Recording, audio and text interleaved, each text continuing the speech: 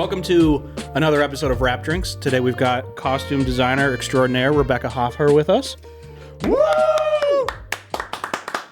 Thanks for joining us. Yeah. Thank you. Thank you, guys. That was only the third time we tried way that. Way better. We finally got it right. How you doing? Great. Yeah. How are you? I mean, Saturday morning. Feel a little tired, but super excited to be in a dark room with all of you. It's cozy. That I just met. You don't think our set is improving and getting better over time? No, I think you guys have a real, we're on our way to stardom look.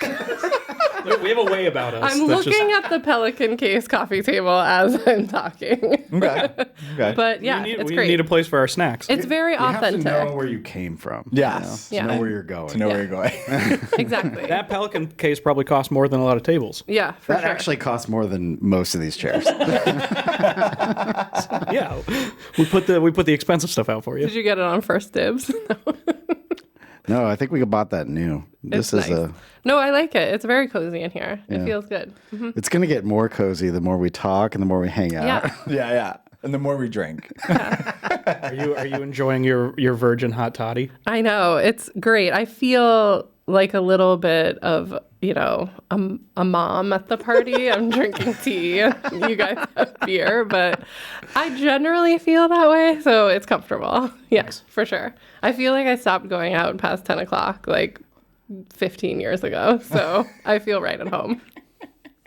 Nothing good. I stopped going to rap parties, let's just say that, 15 years ago, so. That's where the best gossip comes in. That is not true. Not if you work in the costume department. So that's a good point. Tell us where the gossip comes from in the costume department. What's going on there? I think the gossip on set, I'll say set in general, does not come from probably your department, Bert. I think it comes from hair and makeup, I would say, are the originators of good on-set gossip. And then since we are sort of the next tier of hair makeup, they get the actors first thing in the morning and then we get them. We get whatever hasn't been said in the hair makeup trailer. So is that why Teamsters always say, I heard this thing? Do they hear from you guys? Is that in base camp for sure. Yeah, okay. It's either they've walked into HMU during a conversation, or as the actors were coming out of their trailer, out of HMU and going to their camper, a lot of stuff is discussed. Well, you spend a lot of time with actors just waiting around and where they're getting costumes and approval and stuff, right? Yeah, I think everyone, the hurry up and wait, slogan of working in film and television, I think is different for every department. Yes. What do you guys do when you're hurry up and wait? We stay ahead and do nothing. Right. Our department is hurry up and get the actors 100% to go to set, and then we're going to wait. So mostly what I do is I stand next to them and make sure they don't eat or sit or talk to anyone or go to the bathroom. So my waiting is whoa, where you have your costume. Where are you going? What are you doing? Oh, I'm going to go to Crafty. I'm not in that you're not. Gianna, go to Crafty with the them. bib. Yeah, exactly. Get the trash bag out, put it on. So I think my waiting is, I get really stressed out because then they get to set and, the first AD will be oh, it's just another 10 minutes. And then I see them in their linen pants and beautiful shirt, go this to sit in one of the cash chairs. And I'm just oh. Just a small part of me leaves my body, because as soon as they stand up, it's you want just one good take with them looking $1 million before you have to take their whole outfit off and steam it again. So who's the messiest actor you ever had? Oh, that's a great question. There's got to be one that stands that's a out. good question, yeah. On Show Me a Hero, John Bernthal he was just always a crafty. Yeah, that's true. I have probably with somebody from wardrobe following him around. I have to say actors are really a strange breed of alien. They do all of these things so that they don't sweat or really have to go to the bathroom. Aliens. Or, me, I'm been profusely sweating for like the last hour, like thinking about doing this, sitting under the lights, like getting in and out of my car, going on the train, like profusely sweating for the whole entire time. It's remarkable people who can wear like a silk blouse for 14 hours a day and then take it off and put it on the hanger and wear it the next day. I'm like, how do you right. Like, oh, well, you were meant to be an actor. They just like seal their body in some kind of wax. Yes, it's like I mean, I know what it is. It's Botox, but like it's those are the alien things. The alien things. Yeah, you get Botox shot in your armpits and you don't sweat. Like that's the trick. But like I think like a lot of them because of the, no eating, no drinking, like nothing. They don't function as normal. Like they don't function like everybody. They're like, oh, everybody puts their pants on the same way. That is not true. Like actors do not function. You put their pants on for them. Yes. You got a Rebecca running around. Yeah. Don't sit. The messiest actor I've worked with, that's a really great question. They're all like fairly respectful because of my whole job is like they want to look good. Right. I'm probably going to say Marissa Tomei. Really? What? I'm probably going to say she's messy in all aspects of her life. But not necessarily like eating and getting stuff on it, but like just like kind of plops herself eating, down. Like leaning against the wall, like, oh, did you notice that's like a old house that has like dust and stuff? When you decided to like lean and then slowly slide down it. But nobody...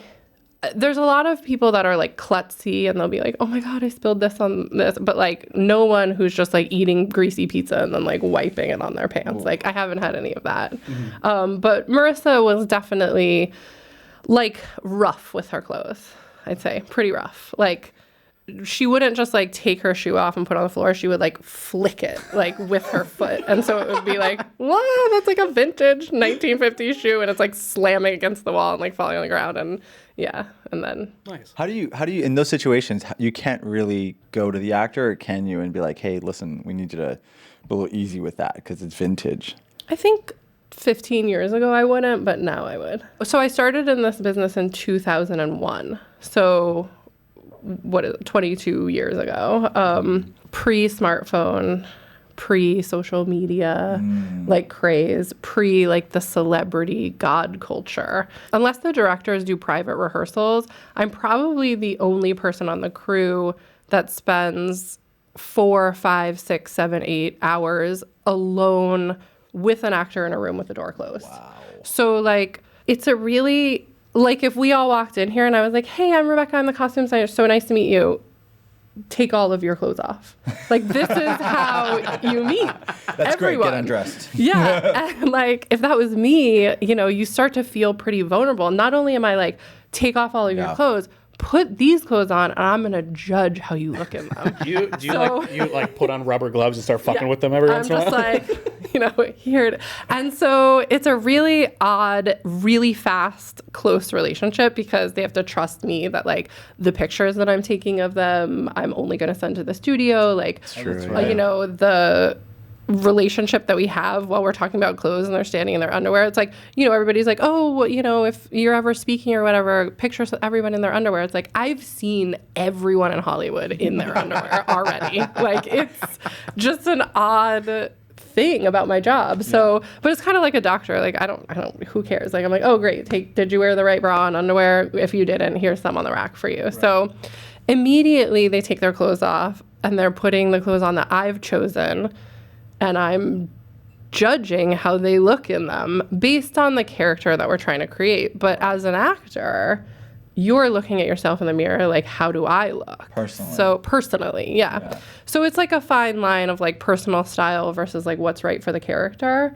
So I think like, I started so long ago in this business that relationship when I started is I'm taking a digital photo that you're printing out and FedExing overnight to a studio in LA versus iPhone texting a director when they're on set. Right. So I used to have a lot more like time with an actor. I used to be able to have like 1 fitting, 2 fittings, because they had to cast them earlier because everything took longer. Right. Special effects makeup was more complicated. We shot on film. Like, we shot television on film. Like, we didn't just shoot movies on film in 2001. We shot everything on film. So they had to do proper camera tests. So you had to have everything earlier, and I had to have like more fittings with the actors. So I think at that point in my career, I was less of like a stylist, which is like what a lot of people confuse my job with now. And I was like intimidated, and I was starting out, and I didn't want to like piss anybody off. So were you a designer back then too, or did you start as something else and work your way up? I was a PA. And back in the day, wardrobe had their own set PA because, again, when you take Polaroids or take continuity pictures with digital cameras, your wardrobe PA would run it back to the truck, print it, and put it in the Bible, and pull the next set of pictures out that you needed for the next scene for your continuity photos. Everything was tangible back then. There was no sync on set. There was no iPhones. There was no nothing. So it was a whole different operation. So I was really lucky. The first job I ever got, I was a costume PA for prep, and then I was an on-set wardrobe PA for the shoot. So like I got to learn both. And then I PA'd or coordinated. We have coordinators in the costume department, which are like track the budget, try and help with returns. And I did that for I think before I designed my first job, I did that sort of job for like 4 to 5 years. So I probably designed my first job in like 2006. So it's been a while since I've been doing fittings and like dealing with actors and producers and stuff. I think back then, if an actor like threw a shoe or something like that, I would just go and pick it up and put it back. And now I would probably look at them and be like, what the fuck? So you can't do that. Put that also, away. it's way harder for me to bend over at this point in my life. So it's like get one of the little like robot hands. Like when I was 26, I was like, oh, I could go grab that shoe, and now I'm like, this is gonna hurt so bad if I have to go get that shoe. So unless she flings it, and you catch it. Exactly, and I catch it. So I think my job, I think social media, I think like the way that we view celebrities and gossip magazines and like Instagram and all that has changed my job so much that like I still like it, but I still dream of the days of less access, I guess, so to speak. When I first wanted to do this, like my idol, like everybody's idol, I think in costumes, is a woman named Edith Head, and she was made famous by her designs, but The Incredibles in the movie had the costume designer. That's her. Yes. So that is like the quintessential costume designer. Yes, exactly. That's Edith Head. So she so what had happened back in the day is Paramount, like whatever existed back in the day, would have in-house costume designers. So like Audrey Hepburn would only want to work for, let's say, MGM because Edith Head did the costumes there. And she was like, I want Edith to dress me, because back then the costumes were all made. There was no shopping. Now my job is mostly shopping. So it's like a very different career than the career that I learned about like a little bit in school is very different than the career post Y2K, which is very different than the career in 2023. That kind of thing, is that, so like you say a lot more of it's shopping, but is that because like a lot of the shows you're doing is like modern stuff? Because like there are specific designers that are like, if you have a 1920s thing, you call this person because they've done, so it's like, is that, do you think your world's kind of split that way? Like, definitely. So I love doing period pieces because I don't have to go to the mall, which is amazing, or Fifth Avenue, or Saks, or Bloomingdale's. I think the expectations of producers and directors for period pieces are a little bit like the old days. Like they're a little more graceful because they know most of the stuff is made. Whereas if, let's say on Good Burger 2, which I just did, they didn't like, Paramount or Nickelodeon or Phil, the director, didn't like a shirt, they know that how far away Target is. Right. They know, can you just run over there and grab a different option? Whereas if you're dealing with a 1920s film, there's like a slight more respect for the fact that like they know we're making this costume and we can't make a new shirt in a day. Well, we can, but we don't tell them that. Even on that, like you had to match the first movie, right? It was 23 years old. Yeah. So this was a huge. So many people that watched that were asking about the uniforms kept asking me like, where did you buy them? Where did you buy them? Like, where'd you find all the Good Burger uniforms?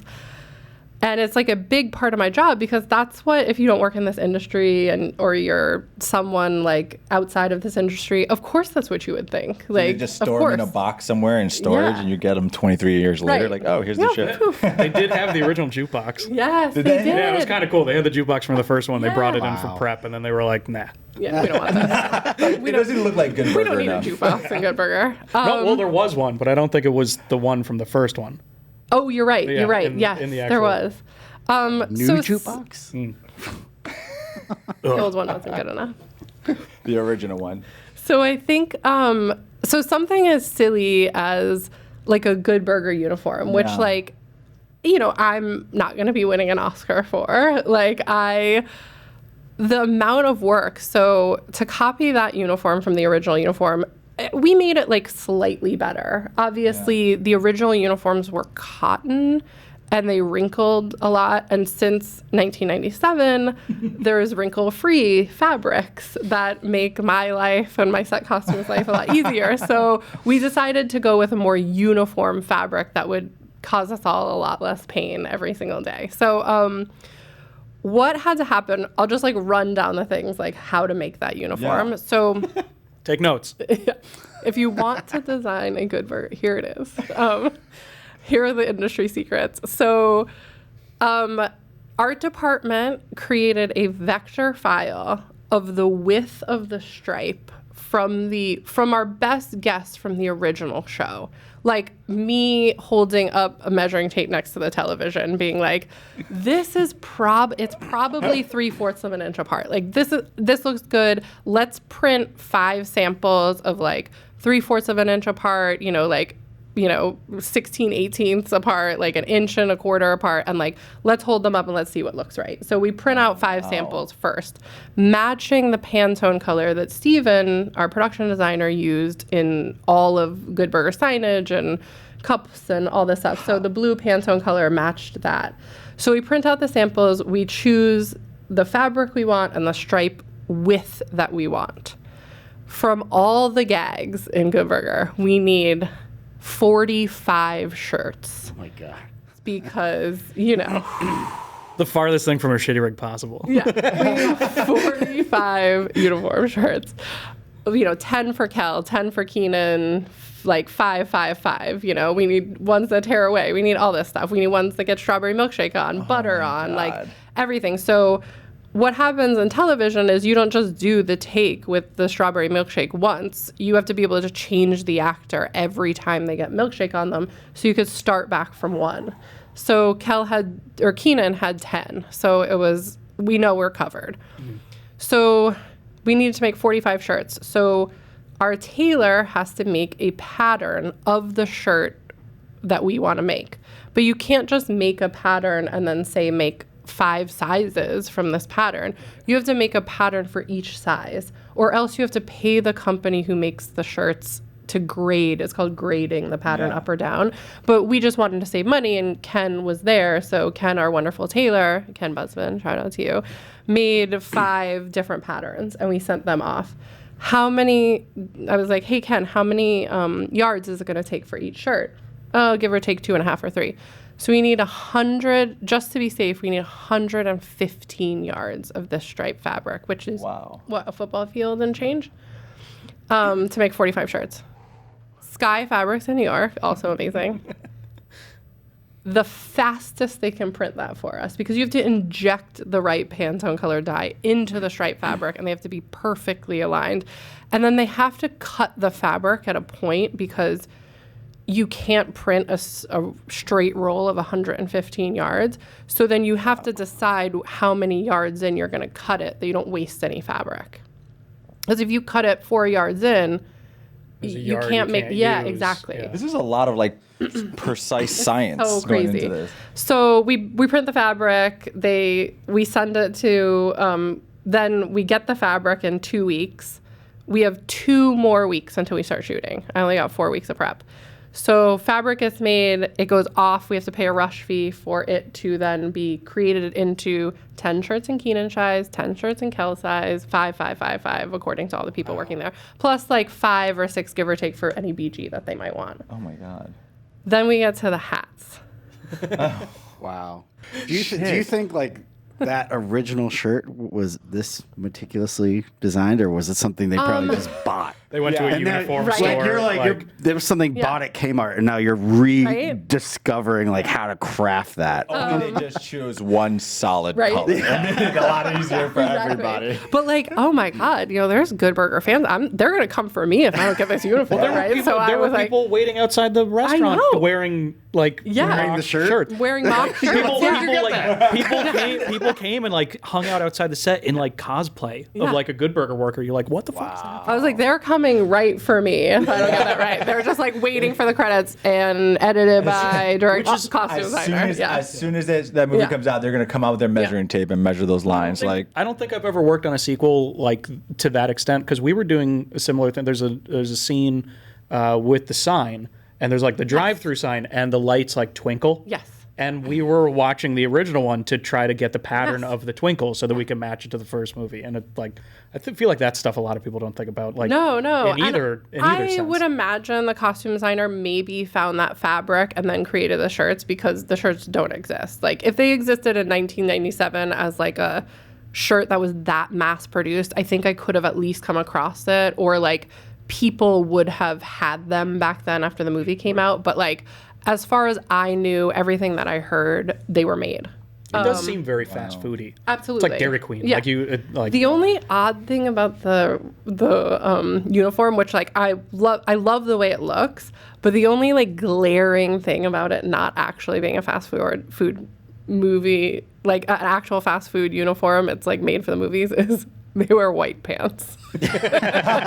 Like No one who no owns- aprons or anything, yeah. No one who owns a fast food place is gonna pick white pants. that's not happening. Yeah, we'll keep those nice and crisp. Yeah, but yeah, for the movies when we don't use real food or anything like that, it's like white pants are fine. There's no actual grease on that griddle. So yeah, that was like the glaring like, oh, this was obviously created for like a show, because Well, how does that work in? Because you just talk about like grease and stains. How does that work when in the movie? I'm sure there's a lot of food and spillage and. How Yeah. does that work with the costumes? Well, this is a great time to talk about how that's not my job.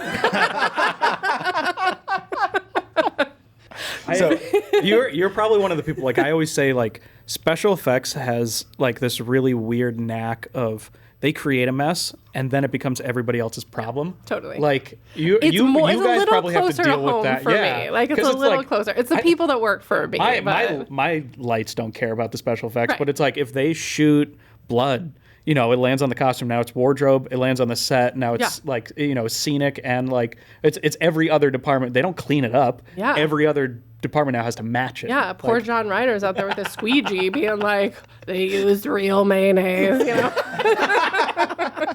But I say that too, because, mayonnaise is oil-based, and we would love it if special effects would create a water-based product that looked like mayonnaise so that we could wash it out of the clothes, but they don't always do that because we don't always have time. So, for like resets for retakes, also not my job. you don't have, but you have to have like a certain amount of like. So how it works is Costumes. I'll like try and you- make this really. Can you break down your department? Yes. So it's me Mm-hmm. at the very tippy top. No, it's me, and then I have someone who's called the wardrobe supervisor. So myself as a costume designer, and then there's someone called the wardrobe supervisor who is technically another department head. They're in an entirely different union than I am, but they are my person. How do I summarize this job?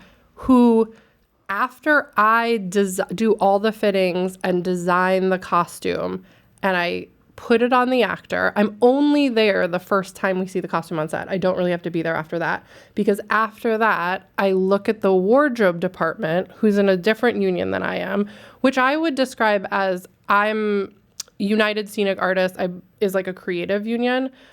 Wardrobe, which in New York, it's 764, and in Boston, it's 481, is a technical union.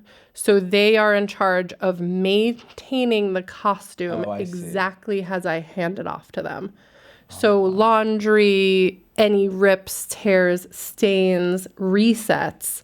If they put a new costume on after they get blood all over it, it has to look like like when I sent them to set. They have to match my design. Wow. So it goes me, wardrobe supervisor, assistant costume designer. In my department in costumes, who does prep with me, it's me, assistant costume designer, sometimes shopper, coordinator, PA.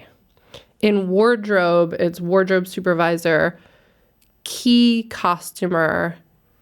Sometimes there's a background supervisor, sometimes there's not. Other set costumers, day players.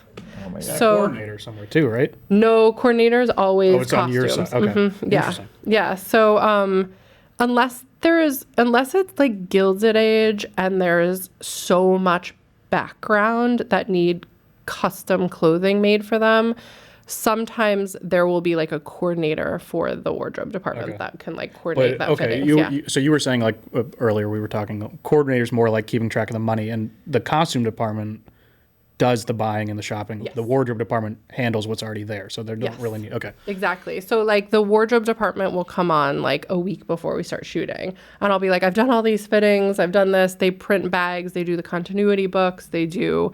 They're like, do you want any of these clothes washed before they wear them? Do you want any of them distressed before you wear them? Like stuff like that.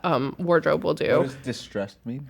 So, a lot of times, Like worn, like, Like you know. Yeah. worn? Oh, okay. Yeah. So, like, if you have a guy that's a zombie, that's supposed to be a zombie for 20 years, and you're going to repeatedly stab him in the chest, he needs 20 outfits that look like they've been 20 years old. Wow. And they all have to match perfectly. So there's an age or dyer position that, like, it's a really hard position because you have to make dirts and stains look natural, and then you have to match them on, like, a million multiples. Yeah. So it's, like, really I love when you're artful. like setting something on set and you look to the left and there's somebody just throwing something in the dirt. Yes, just like Stepping on it. You're like, Yeah. what the fuck's going on over there? I made this really beautiful, and I just They make like the funniest thing about television is for every real product that exists in the world, there's a fake one for TV. So like there's a whole company called Manhattan Wardrobe Supply that sells, do you want dirt to look like ash? Do you want dirt to look like sand? Do you want dirt to look like clay dirt in the Midwest? Do you want like New England dirt? Do you want, and you can buy all this dirt in canisters that's made out of like all natural, safe materials that doesn't have animal poop or, spit or whatever is in real dirt on the ground. And you just go to this section of the store and you buy grass stain and you buy dirt. There's people at home like looking up like this takes place in Philadelphia. That dirt's only available in California. This isn't right. Like, Or you'll literally have a location manager come back and be like, well, this house, the mud in the driveway, I know they have to fall in it. Here's a picture. This is what color it is. And then we go to Manhattan Wardrobe Supply and we're like, oh, I think that's like a little like stone mixed with like burnt umber. That should get us the right dirt.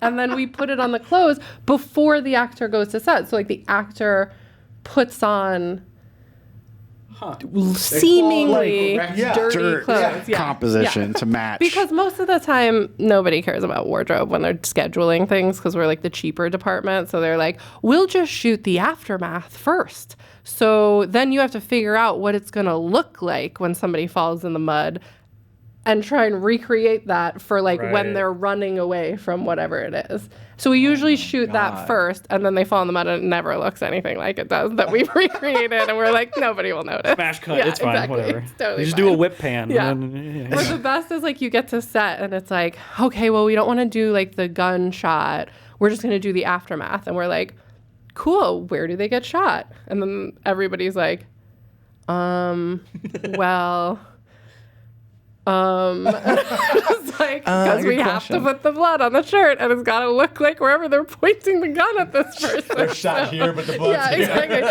It's like the squib goes off down here, and the guy's like pointing it at his face. So, Terrible shot. yeah. So it's such a strange gun that they're using. It curves. Just really bad aim.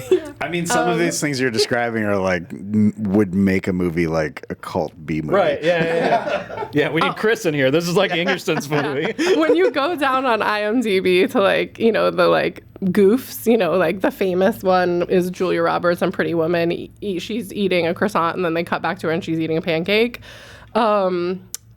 It's like they're usually props and wardrobe. It's like, they're usually like, wait a minute, that didn't match. Or if they move a scene and they decide like, you know, we have script days. Like that's how we track the wardrobe is like, you know, is this script day 1, script day 2, script day 3? Well, if they want to move a scene from script day 4 to 2, they're in the only thing that gives it away is they are in the wrong outfit. And so, yeah. Do you get many movies where, like, you know, like the show Doug, he opens up his closet and he's got the same outfit 40 times. Like, Ed always wears the same outfit in Good Burger, but do you get many movies like that? Or do you, like, you have a lot more, we have to have 6 copies of day 2 and 9 copies of day 4? And I think the most outfits I've ever done on a movie is, like, for the lead characters, like 56 different wardrobe changes.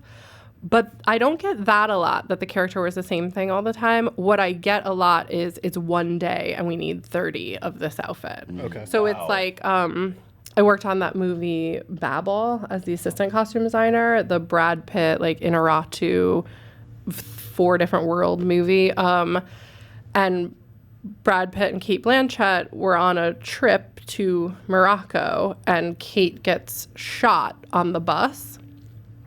So that's what they're in the rest of the movie. And that was a really long time and they were bleeding and dirty. So I think we had 22 for Brad, 22 of the same outfit in this is pre-bus, this is he's been in the village for 3 days, this is he's been in the village for 5 days, this is him after he runs up the thing and he gets dirty. Like, it's all in the wardrobe truck, just like in a line of like, and then what we do is we tag each of the outfits for what specific scenes they're going to be used in. So when the call sheet's out, you can just pull the outfits really fast. You don't have to look at the whole sequence. So, and then Kate was bleeding for the whole fucking rest of the movie.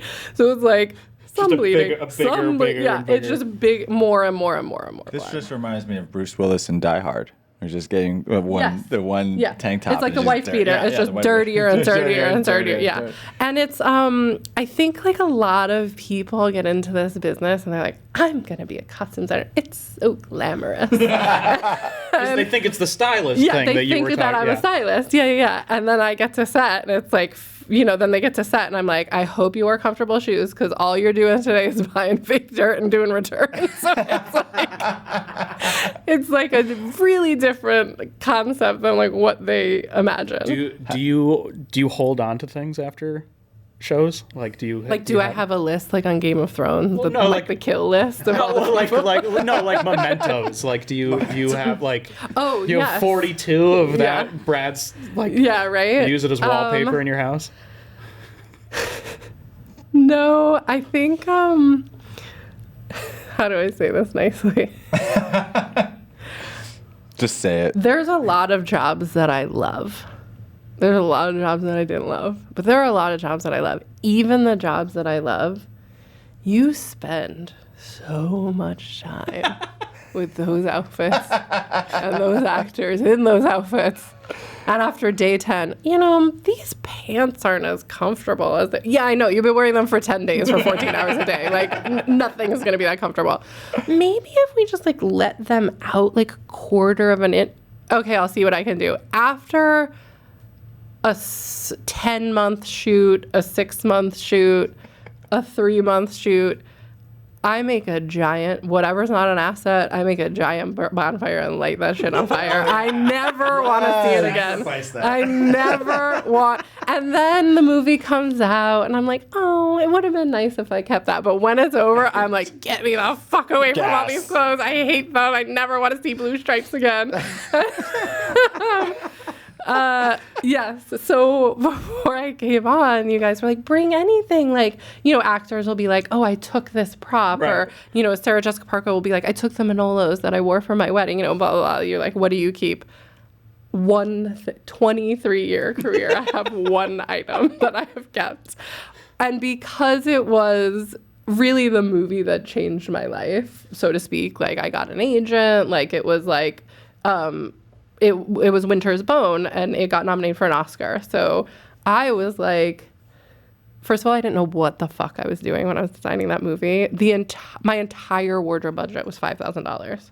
Like For the whole the movie. entire movie, and it's like very dirty and very distressed, as Yeah. we see. We need The many woods, the whole- multiple. Yeah. Like average television budget will be anywhere, but like for one episode of television will be anywhere between $28,000 and $100,000. So $5,000 for the entire movie. Perfect. Wow. So I brought in the sweatshirt that I've kept. Also, Jennifer Lawrence, amazing person to work with, so nice. So like no bad memories with the sweatshirt. She wore it in Winter's Bone. And I don't know how I feel about it, mostly because when we were making that movie, You wish you burned it? no, I'm so happy I kept it. It's the one thing. After the movie was over, I if you could have read that script, this was pre-Ozark TV show. This was like pre-Breaking Bad. We shot it in the Ozarks. We're out in the Ozarks. Somebody named Ree Dolly is looking for her dad who sold meth, and she finds him. She finds him in a lake, and to prove that she's found him, she cuts off his hands and puts them in a plastic bag and takes them to the sheriff. I read it, right? I read it, and I was like, "Oh my god, you want me to costume design this movie?" Stefan hasn't seen Yeah. the movie. I haven't. Spoilers. Yeah, Holy shit. that's the premise of the movie. I'm like, I don't fucking care. You want to give me a costume design job? I get to the Ozarks. This is me. Nobody's gonna see this movie. Not a single human being is going to watch this movie. So like, this is my chance to like learn. I'm gonna learn what I need to learn on the movie. There's gonna be learning. No one is gonna watch this movie. So unfortunately, big lesson learned, always design a movie as if it has the possibility of possibly going to the Oscars one day. Because when they show that clip of your costumes at the Oscars that a meth addict made, you might have some regrets.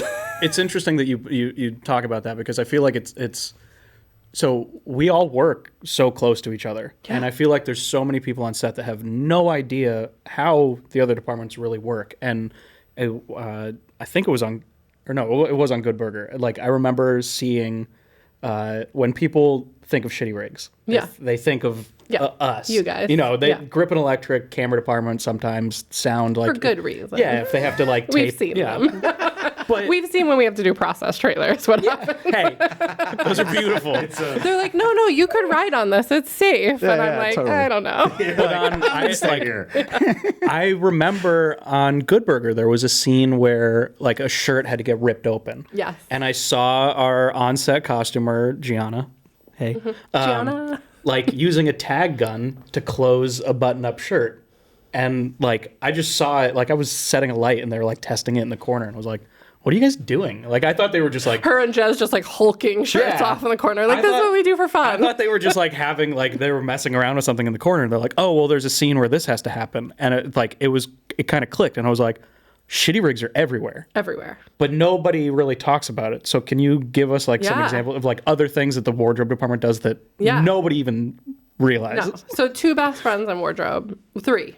Tag gun, safety pins, top stick. Those are like, you're going to set. If you don't have those 3 things, like you're fucked. Like somebody's pant hem is going to come out and like you're going to have to go all the way back to the truck. So like tag guns specifically, they're the things that like they shoot the little plastic thing that like attaches normally like store tags onto things. But we use them to hem pants a lot. So like somebody will bring a background actor will bring a fabulous suit in, but he'll be like, I just bought this. And, every suit comes with unfinished pant hems. And like, literally we can go to the moon, but like no man or woman I've ever met that buys a new suit is like, how do I fucking hem a pair of pants? And I'm like, great. So you fold it up and you shoot it around with the tie gun and you put the little part out on the outside and it's just like a quick hem. So what they were doing is it's really an interesting problem because you don't want the shirt to look like it just magically comes off. You need it to look like the buttons are holding. So you have to try and think of something that's going to give that resistance, but you can't sew a button back on every time they want to do this gag. Yeah. So it's like you can't just like rip through the buttons and they go flying everywhere and then you're like, oh, give me 45 minutes. I'm going to put this back together. It needs to be, like, oh, I'm just having trouble threading the needle here. So it has to be something that's like fast. So first option is tag gun. So that's, you just, you don't button the shirt. You like put the buttons on top, like, basically, you take the button off of this part and glue it to the top of the shirt so it looks like it's buttoned, and then you shoot the tag gun down it. And so when they rip it off, they just rip through the tags, and then you just shoot it back again. It takes like 30 seconds. Crazy. But that was the actor who was playing, it was Kel, the actor who was playing Ed. The tag gun, because the little part is like on the outside, it's really the big part that was getting a lot of the resistance, and he couldn't get it off in like one fell swoop. So they glued the buttons on the front and they just top sticked, which is top stick originated. It's toupee tape. So it's like this super strong double-sided tape that originated that men used to wear for toupees. Wow. Now it's a wardrobe supply. But on the original boxes, it used to say toupee tape. Like I back love before they did every it. department has their own version of double stick tape. Yeah, a double stick tape. It's So Always they, The whole Top five industry is items. just like held together with tape. 100%. Like, I can't even tell you how many sleeves are taped in like movies that I've done. Pants are taped, like, or shot with the tag gun. Necklaces are held on by safety pins, like every movie, like for sure.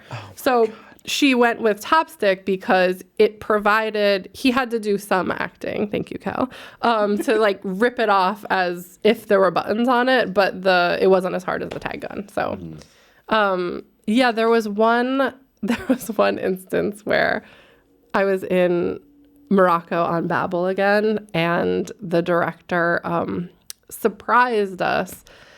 It wasn't really a surprise, but it was kind of a surprise. So the movie is like them going on this bus tour, and the bus through the mountains of Morocco, like before you get to the desert, it's like hairpin turn after hairpin turn after hairpin turn. And what you never anticipate is like, we're going to shoot on this bus. It's going to be great. Everybody on the bus got sick. Everybody was like, don't get me on, like, I can't, like, we were shooting 10 hours a day, like, hairpin turn, hairpin. Everybody's like, oh my God, I'm gonna throw up. So they were like, well, we'll do all the close-up shots just moving slowly, and then we'll get stand-ins, and we'll put them in the same clothes. They're like, you have doubles of everything, right? No, we're in the fucking desert of Morocco. No, I don't have fucking doubles of everything. But like, sure, we'll figure something out. So like, as long as it's like the same color, whatever. So they find villagers of this village we were in to be doubles of European tourists on this tour bus. So stretch right there. Like, these people don't look anything like Skin them. tone match, perfect. Like, nobody will know. Kate Blanchett is so tan. So anyway, so they put them on the bus, and they were so kind, and they wore like t-shirts. They wore like t-shirts of like similar colors, or I was able to find in like our stock stuff, like, oh, hey, if this guy's in like an orange short sleeve button down, I found like an orange t-shirt. So then this wonderful set deck woman, her name was Elizabeth, I can't remember her last name, came over, and she's like, well, what are you going to do? And I'm like panicking because I'm like, they look like nothing like this. And she goes, oh, well, you know what would fix that? The other tool on set is the Sharpie. So Elizabeth and I drew collars and buttons on t-shirts to make button downs. And I was like, you look great. Oh my God. I just remember going up to this man and just like making little buttons going down the front of his shirt. And I was like, perfect. Nobody will know. On the bus you go. So Sharpies play a large part in shitty rigs and wardrobe That's too, awesome. because we oftentimes have to Greek out, which Greek means like covering up the label of something that you're not allowed to see. And whenever you Greek something out, you do it with black Sharpie. Yeah. Yeah. So like I would color in your thing in black Sharpie and be like, "You're fine. Go on camera." There's another page that bad Greeking, which totally deserves. We need to do some kind of collaboration with them. It's hilarious. Yes. Oh my God.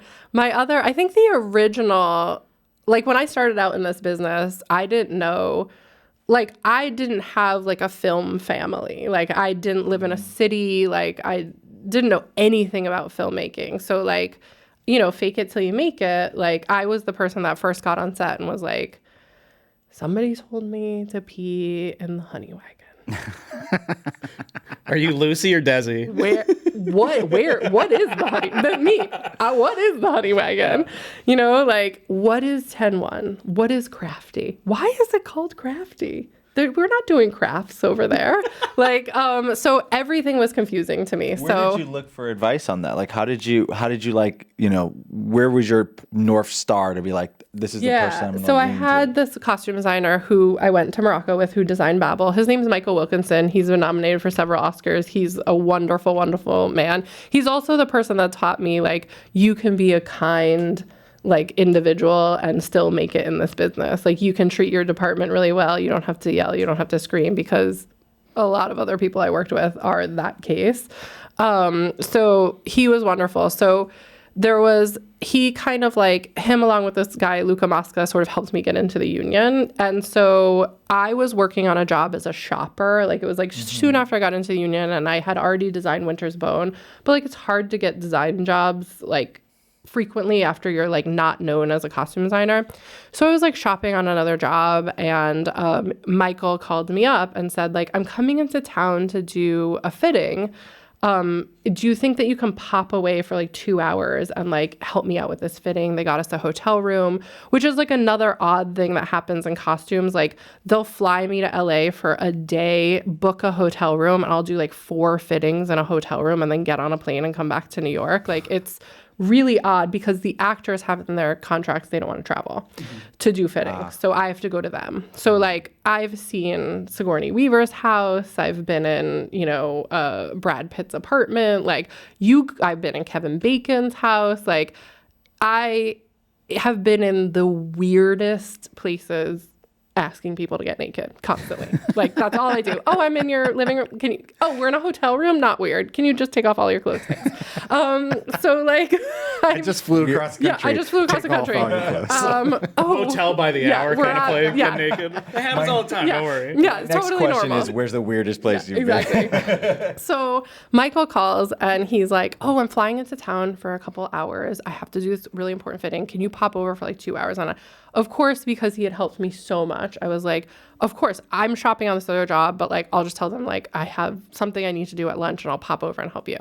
So the job ended up being like really busy that day, the other job that I was working on. And so I'm like running around, I'm shopping, and I get to the hotel. I get there and like, I had never been there before. And I like, when you're a shopper, you either have like a cart or like IKEA bags that you put everything in that you buy until the PA can come and pick up stuff from you.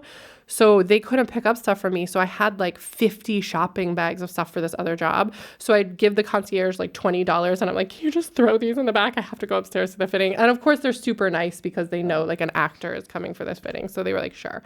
So I run up to the hotel room. I'm like 20 minutes early. And Michael is like, oh my God, I haven't seen you so long. This is great, blah, blah. And I was like, oh my God, great. And he's like, I've lured you here under false pretenses. And I was like, oh my God. Uh-oh. And he's like, so I have a fitting. It's one dress. It's a ball gown that's being custom made. So like myself, and he introduces me to the tailor that's making it. We have to fit on this actress, but you have to ask her if she wants to wear Spanx. Do we know what Spanx are? They're like control garments. Yeah.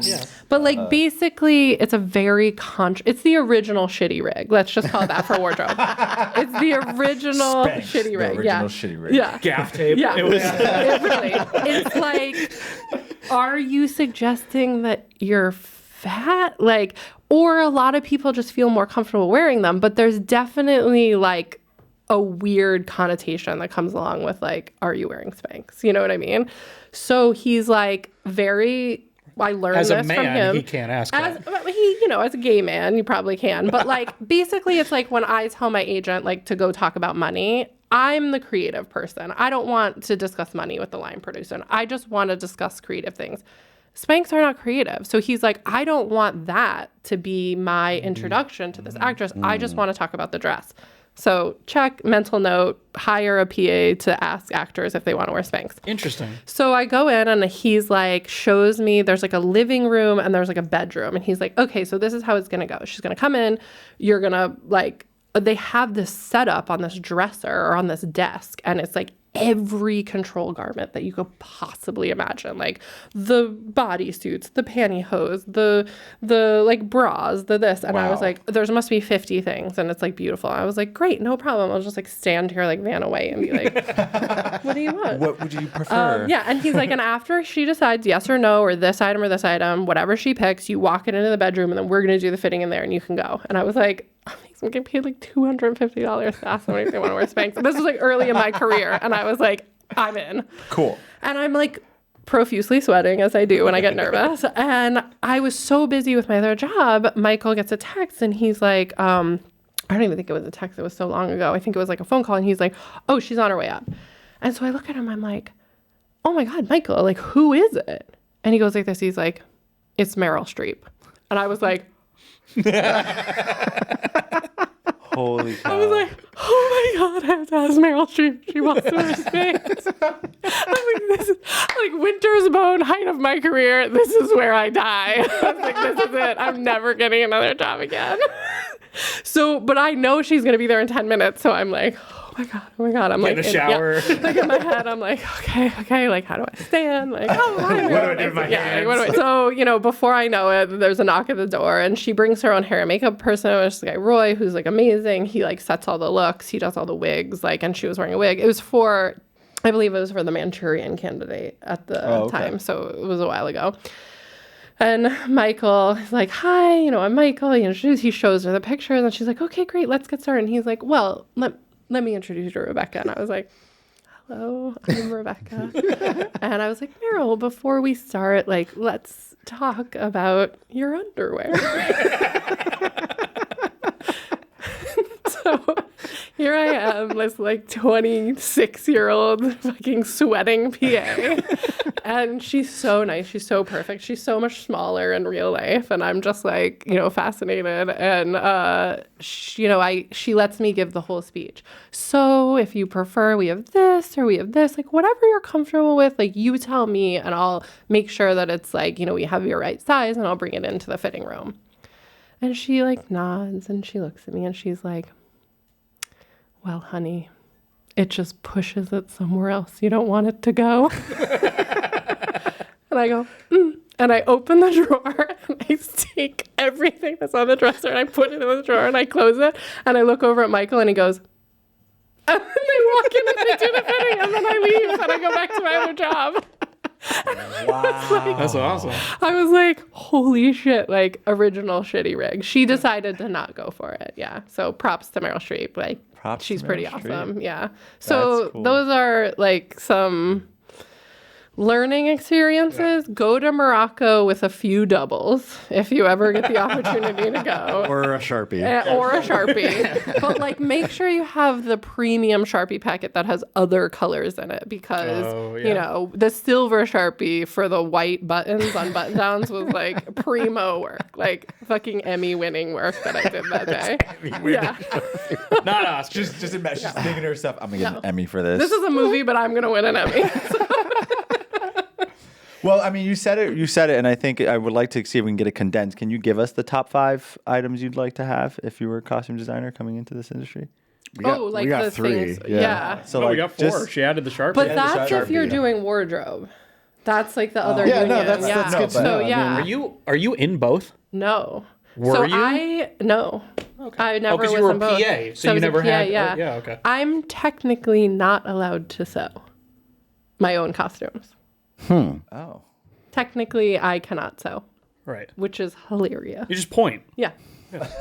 I wish. You sew that. That's like, 10 more pay grades above when I just get to sit in a chair and point. When you get to hire someone to ask the Spanx question. Yeah, exactly. I haven't gotten there yet. I'm still sweating. Okay, so give us the top 5 items you want in your kit if you're as a costume designer. Thick skin. Very thick skin. I don't know if you've ever... I don't know how many of you have significant others, and I don't know if you've ever been in a situation where they come out and they say, "How do I look?" Mm-hmm. That's my job, 24 hours a day, with people who generally are 1,000 times more concerned with how they look than any significant other I've ever had. So, like, you have to have a very thick skin, because if you make them look bad, or you pick out a pair of jeans that's bad, they're going to come at you. Like, it's your fault. So, and not a lot of people know that. I think, like, a lot of people that watch movies don't even think about how the actors get the clothes that they wear in the movies. But, like, every item of clothing that you see in a movie, speaking role, non-speaking role, I've seen and approved. So it's like, whether I've been in a fitting or I've seen photos of background or I go to holding in the morning and pick out what they're going to wear, like, I've seen it all. So, how do you, I'm sorry, I know we're talking, but, like, how do you maneuver? What's the art form? Like, what any examples you can give of those, how you would talk to an artist in those situations? I always say it's not good for the character, because like the character is like it's really important. It's good. Get in the actor's head. They love that. Like, stick with the dialogue of, like, this isn't you. This is a character. Yeah. Yeah. Have you noticed a lot more, like, I feel like the last 8 years, I don't know, like, every number one is also a producer. Executive producer. Do they feel like they have So the they get a ability to say say in no what to they you wear. more often? They do. That is 100% why I don't like my job as much as I used to. Okay. So yeah, the new thing is, the actors are executive producers, which means they get a say in their wardrobe. So, like, when I'm in a fitting, I will have had 15 meetings about the look of the show. I'll have had at least 2 or 3 meetings about costumes specifically. So, like, I know we're going to shoot in this room for this show. I'm not going to put somebody in a blue shirt that's going to sit in that chair. Like, I just wouldn't do it. But an actor that comes in as an executive producer hasn't been in all those meetings and hasn't seen all this stuff, and they want to wear a blue shirt. I'm sorry we put you in the white chair. I asked him, I said, should I really sit in the white chair? He said, no, it's fine. I said it's fine because I really wanted the sweater behind her. Yeah. Which is great for It's her fine. close-up. What about a green shirt and an orange chair? What do you It's think good. about that? Green It's and good. orange are complementary colors. It's The nice. pop his eyes. It really makes you look youthful. Like Look at a sweet baby. baby girl. You know, you say it's a diss, I say it's a compliment. Thank you. So, Okay, so we got number thick 1, skin. thick skin, Comfortable shoes. comfortable shoes. Number 2, We mostly stand. I think it's like another misconception, but even in costumes, we'll stand for the whole time we're at work and doing fittings and bending over. It was hard when I started this because it was a low-rise jeans era and you were on your hands and knees having pants a lot. So I'm going to say like high-rise pants, like for sure, Oh, okay. if you can, because there's nothing worse than you're out on the street with somebody famous and they walk out of their trailer and their shoe is untied and you don't, like I said before, you don't want them wrinkling their pants. So I will tie their shoe. Well, there's nothing like seeing your butt crack in Us Weekly tying somebody's shoe on camera to let you know you should always wear high-waisted pants when at work. This happened to you? Oh my God. It was mortifying. No. It wasn't like full plumbers, but it was definitely like part of my lower back. And I was like, this is... Should never have gotten that tattoo. I mean, Meryl Streep Spanx, like butt cracking. Like, I can't believe I still have a career is basically what I'm saying. Okay, that's top 3. You got 2 more. I think that it's really... it's another big misconception. A huge part of my job is doing a budget. So some knowledge of math is great. And unfortunately, I don't know, you guys went to mass art. How much math did they teach you? The math class I took, we had to prove that zero existed. That sounds so with a nice. painting, I'm sure. I'm sure you had to like paint the proof that zero. Yeah. So yeah, like my biggest budget was over $1 million, and you have to break it down by each piece of clothing and submit that to the line producer pre-shooting, and then you have to make amendments based on script changes. So like a large part of my job is doing budget. Is that, sorry to break this up. Yeah. Something like that, is that your pitch to get a job? Or do you do that after you have the job? After. Okay. And then once I set the budget, just like once I set the clothing, the budget goes to the coordinator, and then she will tell me. How realistic. And they just Here's the accept other it. thing that I don't think a lot of people know. When a studio, when they write a scene, when a writer writes a scene, when a producer decides this is the scene that we're going to do, for that outfit for that scene, I can't send them one option and I'm like, oh, I fucking nailed it. Yeah. I have to send them 3 to 5 options for each outfit in the movie or TV show. So if my budget is $500,000, I tell the coordinator, do not worry unless we pass 850, because I know that almost 40% is going to get returned, because I'm only keeping one out right. of the 3 outfits I buy.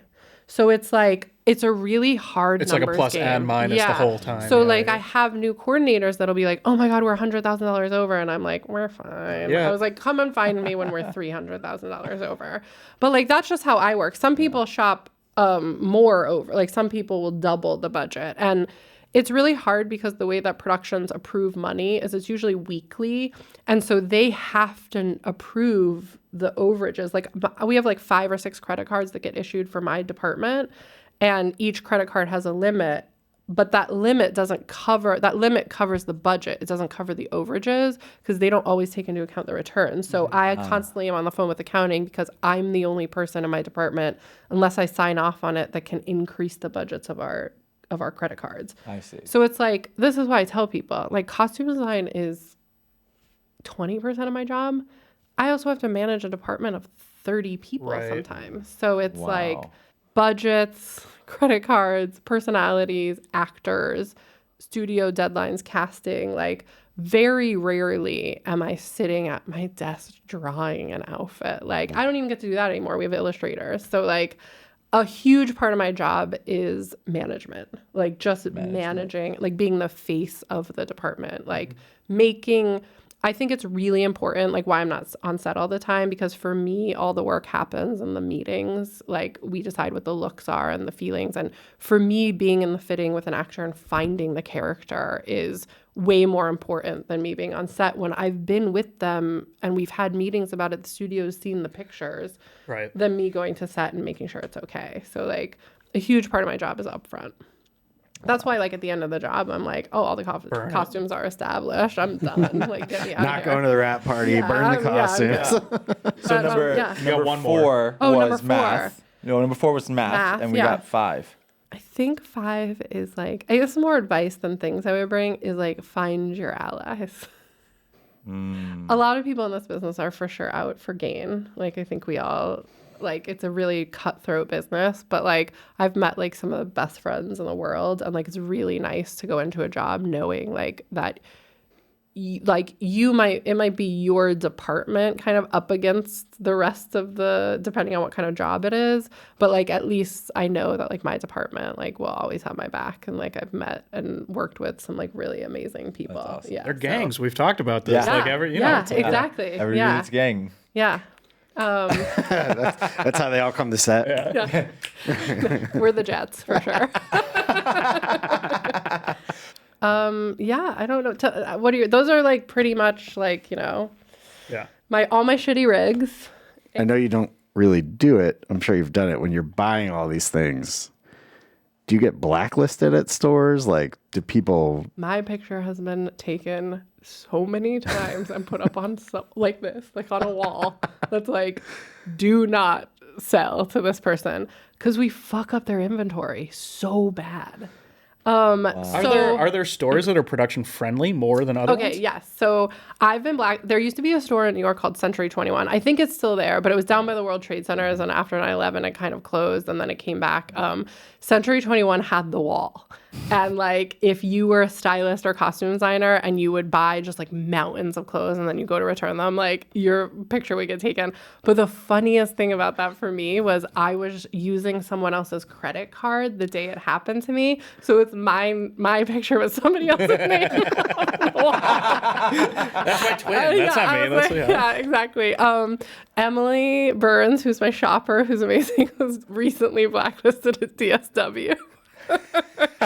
So, and now it's digital, so as soon as she swipes, they know, and they're like beep beep beep, and like manager is it comes like over. Wow. like all of them? Yes, all of them, like all of them, at least in Massachusetts. Oh shoot. So So it's like she can't even drive to the next town over. no. Like she's She fine. can't even buy stuff for herself. No. You can't. That's crazy. I can't even shop at Century 21 as my fake person anymore. But there are stores, so especially in New York, like Boston is it's a tough show to do costume work in because the stores don't operate like they do in New York. Like I'm based out of New York. I started in New York. There's a thing called studio services. So like if I go to Bloomie's or Saks or Macy's or like Rothman's or whatever, I can go to this little office on the 3rd floor, the 5th floor, the top floor, and I get a little badge, and it's like orange, and I go and I can get all carts full of stuff, and I take it to this little office, and they check it out, and they pack it up really nicely. And then I have 2 weeks, and whatever I don't bring back, they charge us for. They have our credit card on file. Oh, cool. Oh, So it's cool. like production-friendly shopping services. Everywhere else does not. And so it's an art, like the PAs, like I don't think people understand how valuable PAs are. And dispensable, apparently.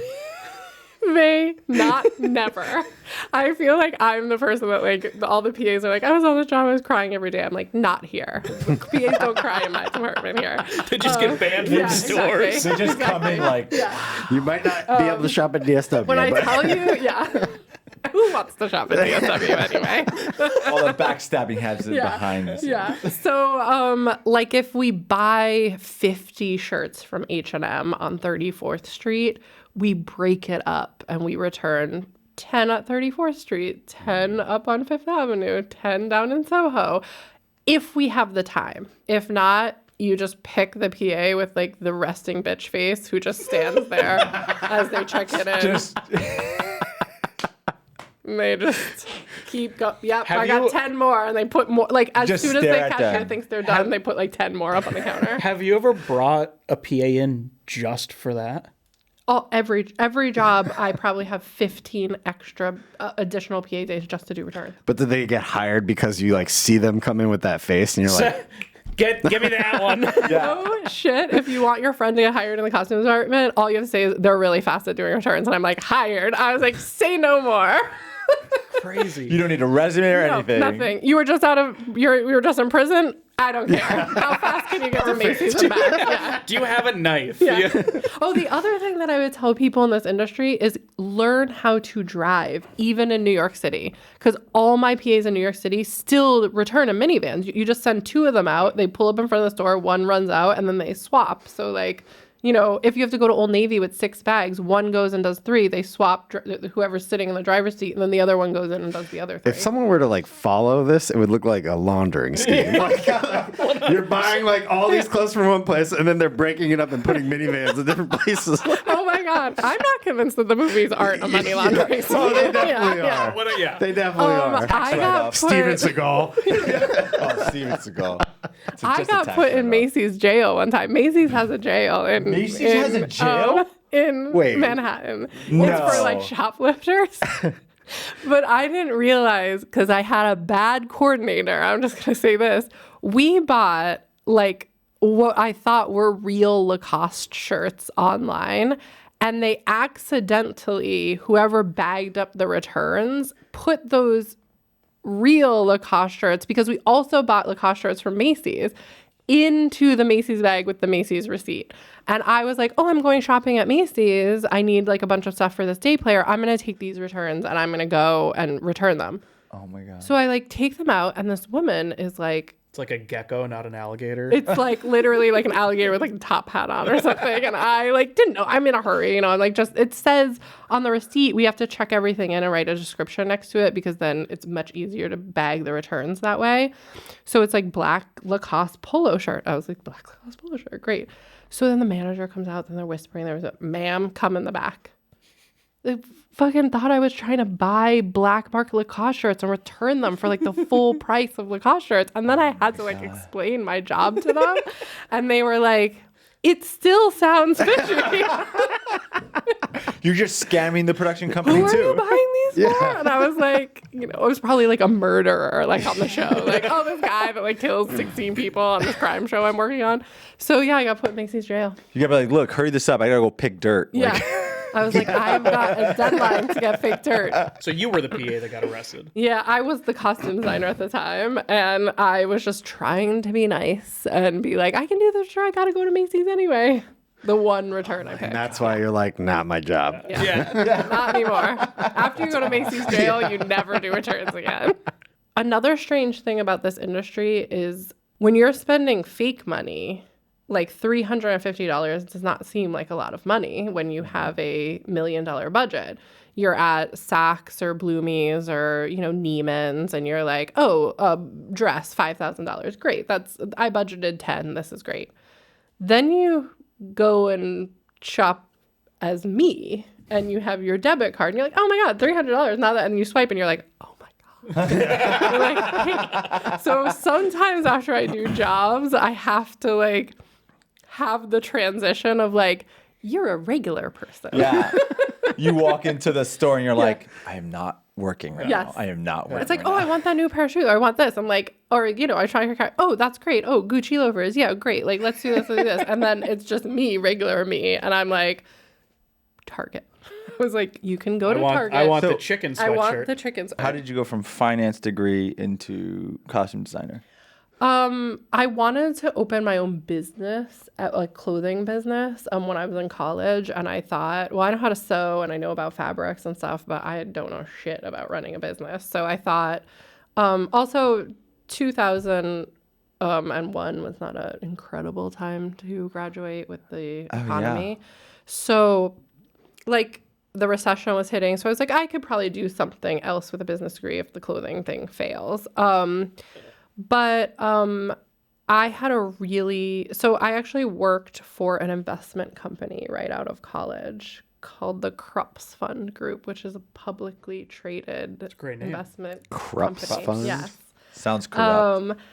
And I sold private real estate investments, limited partnerships, and REITs for people's long-term portfolios, which was crazy.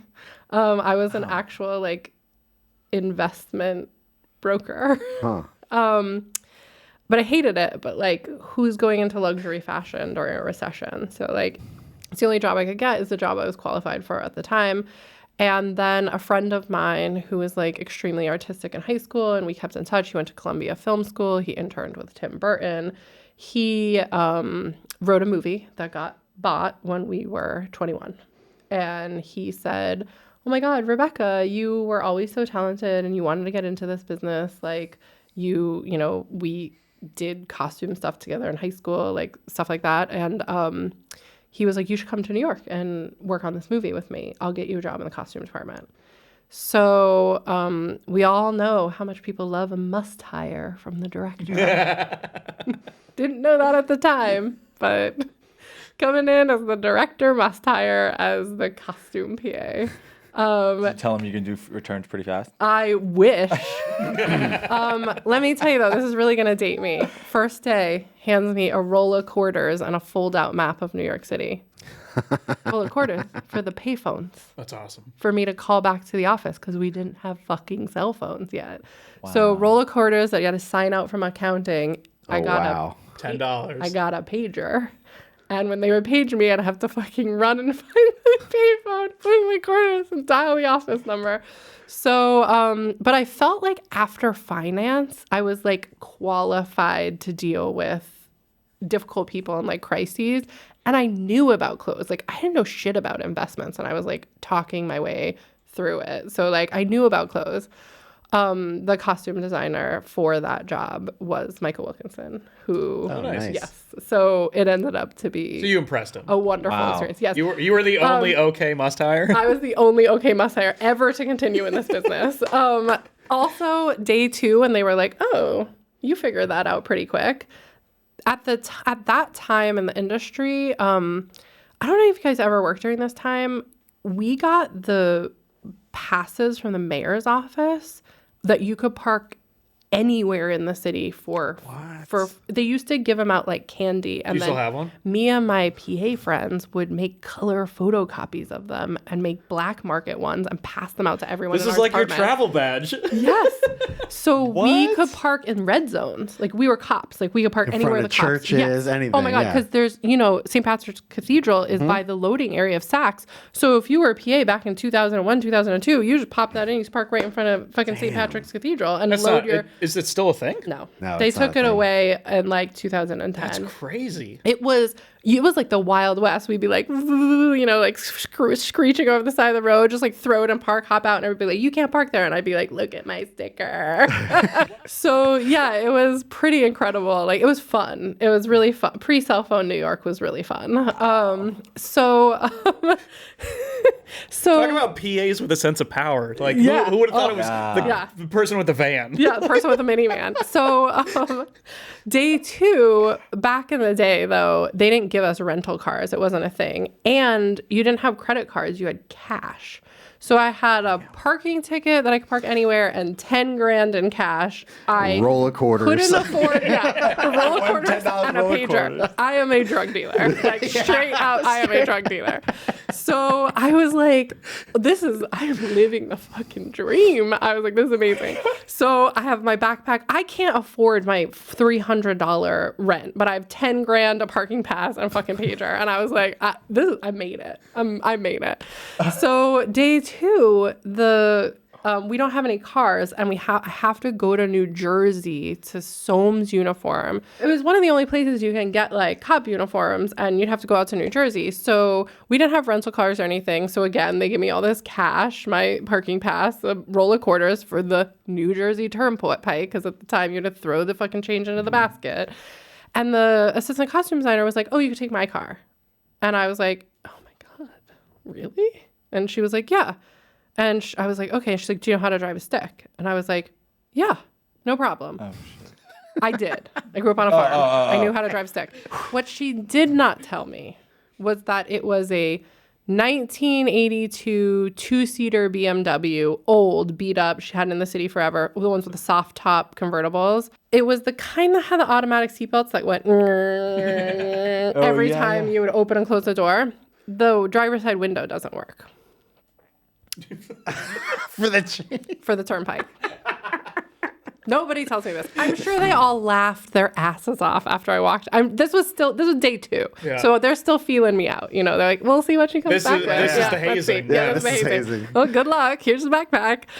So I'm like, I could do this. I have my map. I have it highlighted. I put it up on the dashboard. I put it in reverse. I'm like, okay, I got this. First hole. Hitting the window.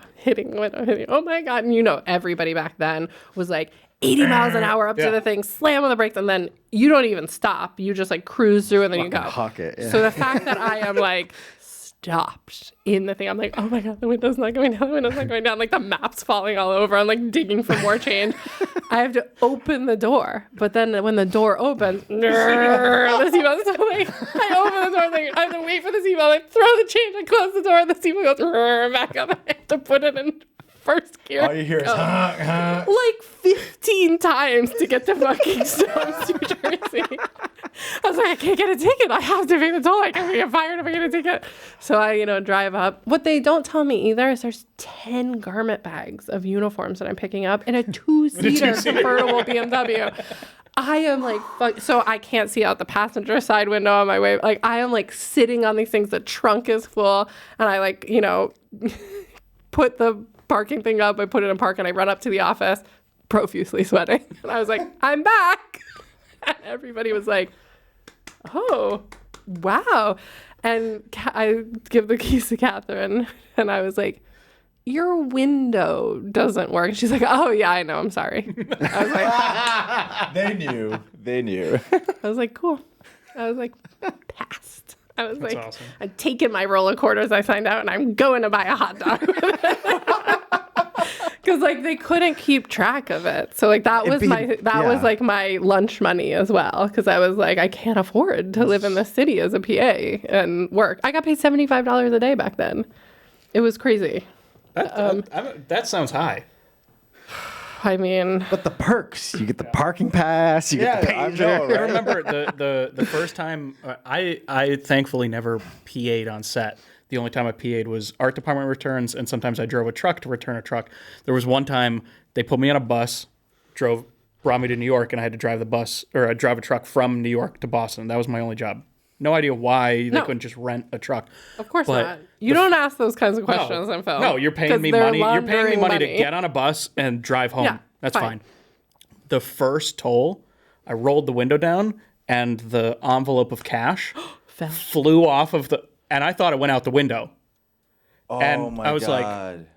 I was like, I'm fucked. They gave me like $600 cash or whatever to like, I have no idea why they gave me so much for tolls from New York to Boston. Like, they're not that high. Because you're moving money for the Yeah. mob. But so, There were dead bodies in that truck. So I, like 100%. here I am thinking like that was more money than I'm getting paid for Yes, the day, yes. and it's out the window, and I can't stop a box truck on the No. highway and go look for it.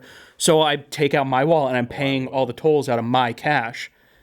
When I finally got to Boston, I found it like slipped into the pocket in the door, and I was like, Oh my god!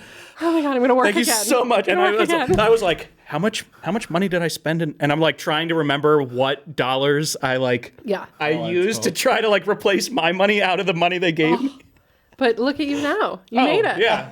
You will have to drive a truck in Yes. your career in film. Oh, yeah. In every single department. PA, costumes, maybe not hair and makeup. But maybe. Yeah, I don't know. Maybe. The Jackie fucking Robinson. I had to drive the Jackie Robinson. You are not allowed to drive trucks on it, which me and my assistant costume designer There should be signs that tell you the this or Jack K. something. Yeah, so we were like, this is the worst possible story ever, it involves Nazi costumes. What? Oh shit. So we don't know. We are fucking costume people. We're going to, it's a low budget thing. We have like a box truck and we have to shoot out in fucking Queens somewhere. And the only direct route out there is to take the Jackie Robinson.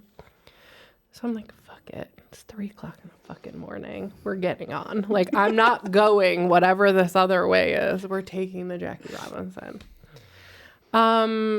So yeah, we get on the Jackie and we're having a great time. We had our McDonald's coffee. It was great. And we get pulled over. And we also they love to do this, the wardrobe. We're going to also make it the unit truck and maybe the props truck. Can we throw some props in the front seat? Sure. Oh my God. So it's like, we're sitting there and the cop's coming and my friend Andy looks at me and she's like, oh my God. Props had fake drugs that they put into a box that said drugs. In the front seat. And it's in the fucking front seat of the car. And I was like, oh shit. I'm like, well, I was like, we have to explain what we're doing anyway, why we're on this. So like, it'll be fine. It'll be fine. It will be fine. So the cop's like, tap, tap, tap, flashlight, still fucking dark out. It's 3:00 in the morning. I'm like, zing. And I was like, oh my God, sir, we work on this production, blah, blah, blah. And he's like, yeah, whatever, license, registration. Rental box truck. I'm like, I don't know where any of that is. So I get my license out. Luckily, I have a pretty pristine driving record. We give the registration. Flashlight, click, drugs. What's in that box? Oh my God, it's a really hilarious story. He's not laughing. No, not at all. So we tell him about that. He's like, okay, well, like, obviously, because it's like protocol and like, I believe you. We actually had like this weird I think we had a call sheet. So I was like, here's the call sheet, whatever. He's like, okay, drugs are fine. But like, just like for my peace of mind, can I see what's in the rest of your truck? I was like, fuck, it's a Holocaust movie. we have Nazi uniforms in the back of this truck. And I was like, that's another really funny story. Not only are there drugs in this movie, there are Nazis.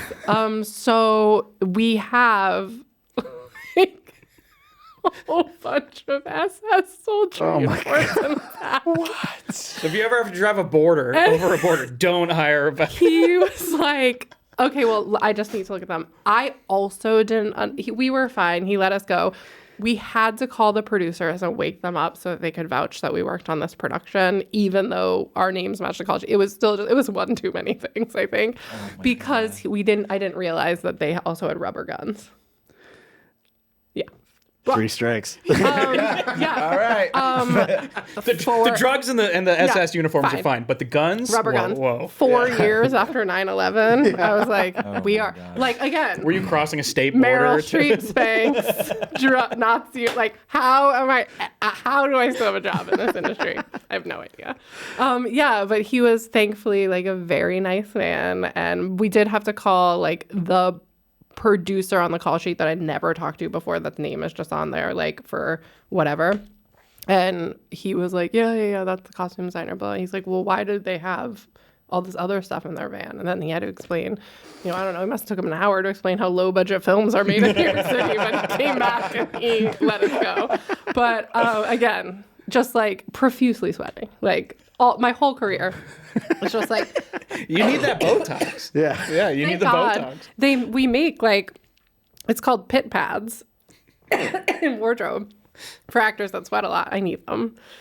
What are pit pads? How does it? She just said. Yeah, but like, Do you need more tea? I need Should we to know take how a they. break? No, Yeah, we no. can take a break. But like, I'm curious how they are designed. It's like a maxi pad that sticks onto the Oh, and fold of absorbs. your shirt and absorbs all of but they're like, obviously they are basically maxi pads, but we call them pit pads so people don't get weirded If you out. don't have them, would you use a maxi pad in place of that?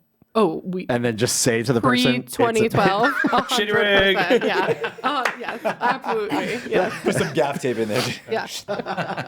Not a lot of people on set know what I do. Was he just- or know I me. will- Is he just brooding somewhere? Well, no. So when we started this conversation, you were saying that like your department kind of gets a lot of the tea on set early on. If my boss wants to know what's happening, I'm the one that finds out. Because you're the only one that talks to us. Yeah, which comes back to bite me in the ass a lot because like there have been times on set I'm setting a light and there's 4 electrics sitting down and somebody will walk past every electric and come to me, who's the only one working, and ask me to do something. Of course. Because I'm the only one that they knows. And And they're like, I don't know if they're like ADs or background or my whatever. Yeah. my boss has come up to me and goes, "Stop fucking talking to people." Oh my God. Oh my God, but I just said the opposite thing is like, I hate going to set. I hate it. I don't have a place. There is not a place on set for a costume designer. I am doing absolutely nothing but standing there and watching the first take and then heading out, like making sure that I look at Gianna or I look at Jez. They have monitors specifically for you. Exactly. So I look at that, or I have to sometimes stand next to Phil, the director, or whatever director of the show, and like make sure the gag worked. And like I'm like, okay, great, we're all good. I'm gonna go back because I generally have fittings for the next people coming up in the next couple of days, or I have shopping to do for them or whatever. It's like a constant thing. So I don't talk to a lot of people outside of my department because I'm not with them every day. But Bert was one of the only ones that made some kind of conversation or introduced themselves. And set's like a really intimidating place. It's most of the time dark. I'm generally sweating. So it's like, you walk in, you can't like see where anything is. And like all the people on set, when you move stuff around, know where you move stuff. When it's me who's only there for like an hour a day, I'm like, well, I walked this way yesterday and now there's all this shit in the way and I can't get to set. So, but Bert was like really kind and like we started a conversation. Obviously, like we got along. If we didn't get along, we wouldn't have continued conversation. Like we wouldn't continue talking. But like it was really nice to know someone else on set to like be able to be like, what's going on? Like, what take are we on, or what I missed, or like, what? Give me the tea from from the electric I'm nice department. when I need to be. Yeah. When I need to be. Totally. Bert? Yeah. Wait, Yeah, Bert can be nice. Bert? Plus, we don't have any, like, there is never a time where we would have a conflict. So, like, there was a lot of other people on set that I sometimes have like hard conversations with that like don't want to see me or talk to me, or at the moment or the day before was like a shitty day where like me and special effects had to like figure this thing out that we thought we figured out already. Like, and so Bert and I, there would never be a time where we would have conflict. So it's always just like, hey, what's going on? Like, how's everything? How's it going? So it's nice. Sometimes wardrobe needs lights for their, it's like we shut off all the lights on the first floor of Megacorp like six times. And we had to set up work lights every single. And who does C-stands? You guys or? We can. Because we love a C-stand. My crew carries some. Yes, but we to usually hang tell you our we usually tell you to wardrobe go to on. Grace. Yeah, but occasionally it's nice. Ours that, are for like, lights. Yes. It doesn't matter who you go in G&E, you're talking to the wrong person. Of course. I just love, I mean, everybody brings this up, but like the fact that you have a crew member called a best boy is like the best thing. Like, I wish we could just all have names like that. It's make believe. Like, can't we all just have these ridiculous, like, you're the glitter fairy and you're the best boy and you're the princess? Like, can't we just all have these like amazing names? Like wardrobe supervisor, we can't think of anything better to deal with costumes. So yeah, that's like my dream. Well, when Val gets to work with Steven, he's got a guy, Phil Tippett, in all of his credits. Like in Jurassic Park, he's the dinosaur wrangler.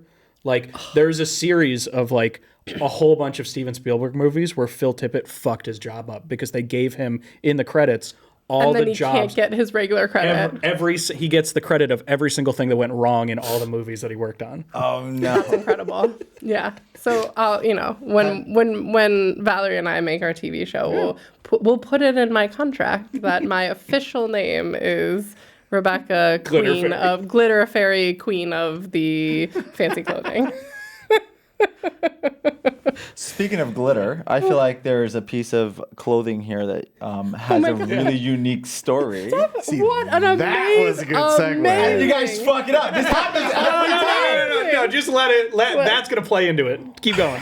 Every time I come up with a good segue, it just freaking happens. Do you want me to do like I displayed the Spanx for Meryl Streep? Like, would you like me to do the hand motions that I did? So you talked about the sweatshirt before. Yeah. This is the sweatshirt that Jennifer Lawrence. The one thing that I kept. Yeah. Jennifer Lawrence wore this in Winter's Bone. What is it? So again, part of my earlier advice was, no matter what your thoughts are after you read a script, no matter if you are working out of a church in the Ozarks, always anticipate you may have an audience that you might not consider. So like, design for the Oscars if you can.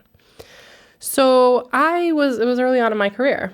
I did not take my own advice yet at this point. I didn't even know it existed. So I was like, again, nobody's going to see this movie.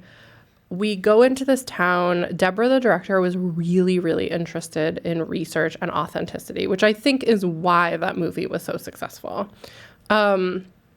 How that works for my job is she would set up town meetings. She would set up like interviews with people, and I would sit in, and then after the interview or after the town meeting, we would talk about what they were wearing, or I would ask if I could come to their home and see what their costumes looked like, or their clothing looked like.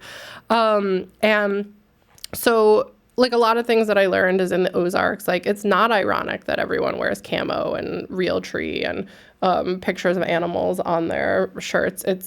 It's like they wear it because they only have enough money to buy one coat, and they have to hunt for their food. So that coat that they wear hunting is also the coat that they wear to church, and it just, they're going to wear it over their fancy outfits because the only coat that they have. So like it's functional, and then it became this like fashion statement of wearing camo. Like, I think part of it stems from stuff like that. So another thing is that they wear a lot of like these t-shirts with like animals that exist out in the Ozarks, or that like they seem to have some kind of relationship, whether it's like pets or food or fantasy or something like that. So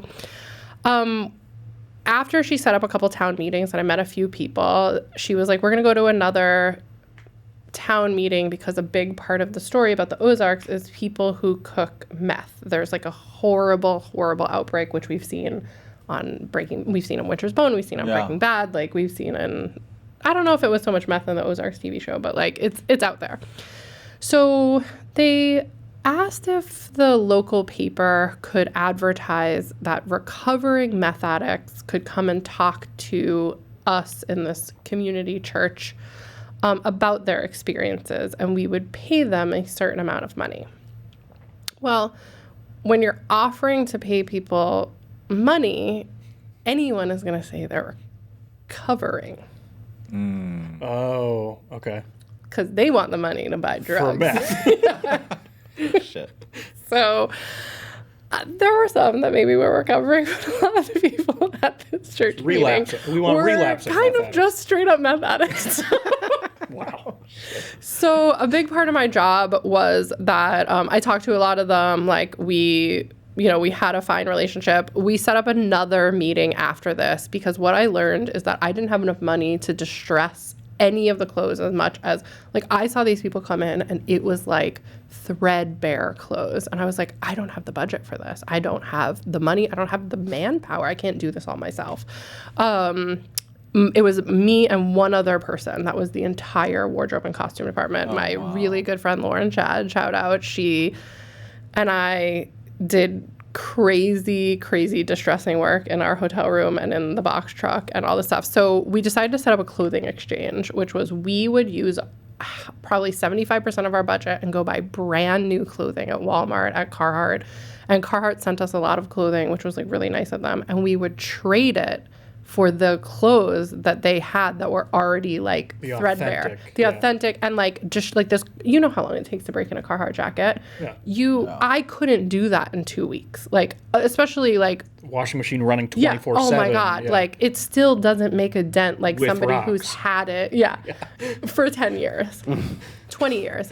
So we set up this whole clothing exchange. And during that, this group of people who were recovering meth addicts brought basically like a craft to do at this meeting because they knew a lot of it was going to be about clothing. So the exchange was going great. Most of the stuff that Jennifer Lawrence and the people were in the actual movie were things that I got during the exchange. The craft that the recovering meth addicts set up was that they were saying that they really loved shirts with these animal prints on it. And when the shirts would go sort of like threadbare or anything with this print on it, they would cut it out and put it on a new shirt that was like a $2 Walmart shirt or whatever so that they could keep the image of like the deer Family heirloom. or eagle Pheasant. or pheasant. Yeah, exactly. So I was like, yeah, let's sit down and like, let's make some fucking shirts together, guys. Like, high fives all around. Deborah, the director, comes over and she sees what we're doing. She's like, this is great. This is so authentic. And I was like, no. Like, we're this is fun community bonding. Like, I am not using any of these in the film. Smash cut. Yeah. Smash cut to the Oscars opening night. Play the clip of fucking Winter's Bone. And what is in the clip? This sweatshirt. Oh my God, sorry. So anyway, this sweatshirt in particular was a old sleeping bag. It was a sleeping bag that had this deer pattern on it. And the only glue that the woman who set up this craft fair at this church for recovering meth addicts had was glitter. So I was like, again, nobody's going to watch this fucking movie. Sure, let's make these sweatshirts. So when Deborah saw it, I was like, okay, if you really want to use one of these in the movie, like, I have other pictures, which I'll show you. Like, they were crazy, like little cutouts, glitter everywhere, like trees and stuff. So I was like, we'll make like a simple one and I'll put it on a background person, like no problem. So the woman's name was Kat, and she cut this out of a sleeping bag and glued it onto this brand new black Walmart sweatshirt that I'd purchased with gold glitter glue. And I showed Deborah and she was like, yeah, that's gonna be great. Jennifer, that's perfect for Jennifer. And I was like, no. I was like, no. It's centered, it's straight. It's fine. So I was like, yeah, fine, whatever. We'll use it for one look. Of course, everyone loved it. She wore it in probably 35% of the movie. Oh my God. So I also, my dog that passed away, I found him in the Ozarks and brought him home with me. His name was Stubby. There's also a clip of Jennifer and Stubby walking down the street. So this whole movie was like the Wild West. Meth addicts making clothes, stray dogs running into the shot, but everything she was like, this is what's really happening. Yeah. Like, we're going to capture this. And it was beautiful until the German Film Festival projected Winter's Bone on a 3-story building to show it to the audience. And it was the first time that I had ever seen the finished cut of the movie. Oh my God. And my friend back here, the sweatshirt, projected on a 3-story building in Germany. Again, I'm never going to work again. I'm never going to work again in this business. Like, if Meryl Streep doesn't talk, Jennifer Lawrence is definitely going to talk. And she's going to be like, she put me in a fucking meth addict shirt. Anyway, so that's the story of that shirt. And it's definitely a shitty rig, for sure. It's a sleeping bag. The outline. You gotta be careful washing those. Wash it inside out, delicate only. Yeah, I don't think I've ever washed it. Cold I wash. don't think I've ever washed it. So yeah, sure. Didn't you get your agent after this? She doesn't know about the sweatshirt. So it is also in the clip that they played at the Oscars, which was it's just funny at this point. It's just like Do funny. you sleep in this now? Is this like is this your nightgown? Oh my God, you don't know how long it took me to find this fucking thing. Well, thanks for bringing that in, but you also brought in another shirt. Oh my that was really God. cool. Yeah. Which I'm sure our audience is wondering what you're wearing. This is like very standard costume designer wear. Stylish. You come in a chicken and an egg sweatshirt. Slightly controversial now, but we have to separate the art from the artist at this point. But this sweatshirt was a gift from Valerie, and I had told her, I think when we kind of first met, Valerie was one of my bosses on Kevin Can Fuck Himself and the creator of the show. And it's kind of like a story I like to tell to gauge, like, I wonder how this boss is going to be. Like, how are they going to react to this story? Like, let's see if they have, like, a sense of humor. So now you guys know she bought me the sweatshirt. So, like, obviously this was a positive experience. Yeah. But so I love to tell this story. Like, my favorite show growing up was Roseanne. And, like, unfortunately, Roseanne is not my favorite anymore. But, like, it was growing up. And it was just like, oh, this is like a blue-collar family. Like, these people are like me. Well, Roseanne, as we know back in the 90s, was extremely funny, and she didn't take anything too seriously. So she had a conversation with a costume designer, and Roseanne had worn this sweatshirt in the show, and I guess she thought it was like kind of ridiculous and kind of funny, but also kind of perfect. And she was like, how great would it be if throughout the course of the series, every single person on the show at some point, all those series regulars, wears this sweatshirt. And we don't say anything. We don't like address it at all. It's just we need to sneak it in every episode. And if you go back and you look online, like a DJ, Darlene, Becky, Dan, all have worn the chicken sweatshirt. So me as a costume designer, like, could imagine, like, somebody came to me and they were like, okay, you need to design one shirt that every character in the show will wear. In my wildest dreams would I think this is it? I was like, no. So I tell this story to Valerie. She's like, oh my God, that's so cool. And I was like, that's the kind of costume designer I want to be. Like, yes, I take my job seriously, but at the same time, like, how great is it that, like, we get to make believe and we do work behind the scenes and, like, to put in Easter eggs that are just for the costume department. That's a really funny thing, because I was actually just having this conversation with my wife where, like, directors get attributed with, like, these things that happen in all of their movies, but they happen in all their movies because they hire the same production designer or they hire the same props master or something like that, and that person has a signature thing that's in all of their movies that you would never know because you don't know who the fuck that person 100%. is. Do you, as a costume designer, have something that you try to sneak in? I don't. but Michael That. Wilkinson, yeah, that. nobody will know. Yo, So if that subtle. if that was So in subtle. Good Burger, Could you imagine? yeah, Just like the Kel. fucking party scene. Yeah.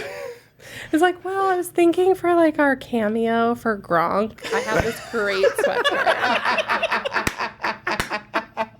It'll really show off his my muscles God. because it'll be so tight. You have really interesting things that you put in your contract, which are awesome. That I don't think things people even think about. Like, No. what are some of the things that you make sure you have as a right Sure. for yourself on every show? And my contract isn't even like for somebody like that designs like Scorsese movies or like the Sandy Powell and the Sharon Davises of the world. Like their contracts are far more extensive than mine. Like mine is like slightly basic, but it has a few more things just from what I've learned in the industry. So it's not a guarantee that me as the costume designer for a film would get invited to the premiere of the film or a screening for the film. So I have to, if I want to go, it has to be in my contract that I would get invited to a premiere or not even like red carpet, just to like go to see the film before the general public does. Crazy. Yeah, and I think it's a little, I think our contracts are a little dated. Like I think the way that things are set up, like DPs are still considered a more prestigious position than like a costume designer. But since social media has happened, like, you know, I'm not dissing any DPs, I love them, but like it's not, there's not a lot of kids out there that are like, I love the way that that movie was lit, I'm going to be a DP. It's generally questions about costumes and set design, but we are 20 notches below a DP on the totem pole. Like we are unbelievably not equal to them in conversations, in pay, in like contract negotiations. So it would be a given that a DP would be invited to the premiere, but it wouldn't be a given that I would be. So it's just like a funny thing that I have to ask for. When working out of New York City, I have to ask for a car in my contract because it is also not a guarantee. And like for people that work in LA, it's different because everybody owns a car. But like I live in New York City, like I hadn't owned a car when this all came about, and I worked out of town in like New Orleans and Atlanta, and I was like, wait, how do I get to? Now you're paying. Yeah, you're paying Do I out have of your to own rent my pocket, own yeah. car? Like, yeah, so I put a car in my contract. Wow, you never think about that I've stuff. tried to put in my contract that I have to get lunch paid for because a lot of productions pay for lunch and it's like On set. on set. So if you're an on-set worker, I'm an on-call worker. I'm an OC. I don't have a call time. So I'm not guaranteed to be given a lunch. And like, you know, it's like we don't get a lot of time. We don't have, so for me to be able to go and eat lunch really fast, it's like, it's a benefit to me. So I have to fight to be considered like, I think I'm one of the only department heads that has to go back and forth so much from set to the production office. And, but they want two separate groups. And I'm like, but sometimes I'm on set and I need to eat. What's crazy to me is that everything you mention is not like out of this world. No, They're like no. very standard stuff. Or I don't should need be like standard. 600 green M&Ms. I Yeah. just want to wait to get to set. You know? These are your green Yeah, M&Ms. these are my green M&Ms. What else?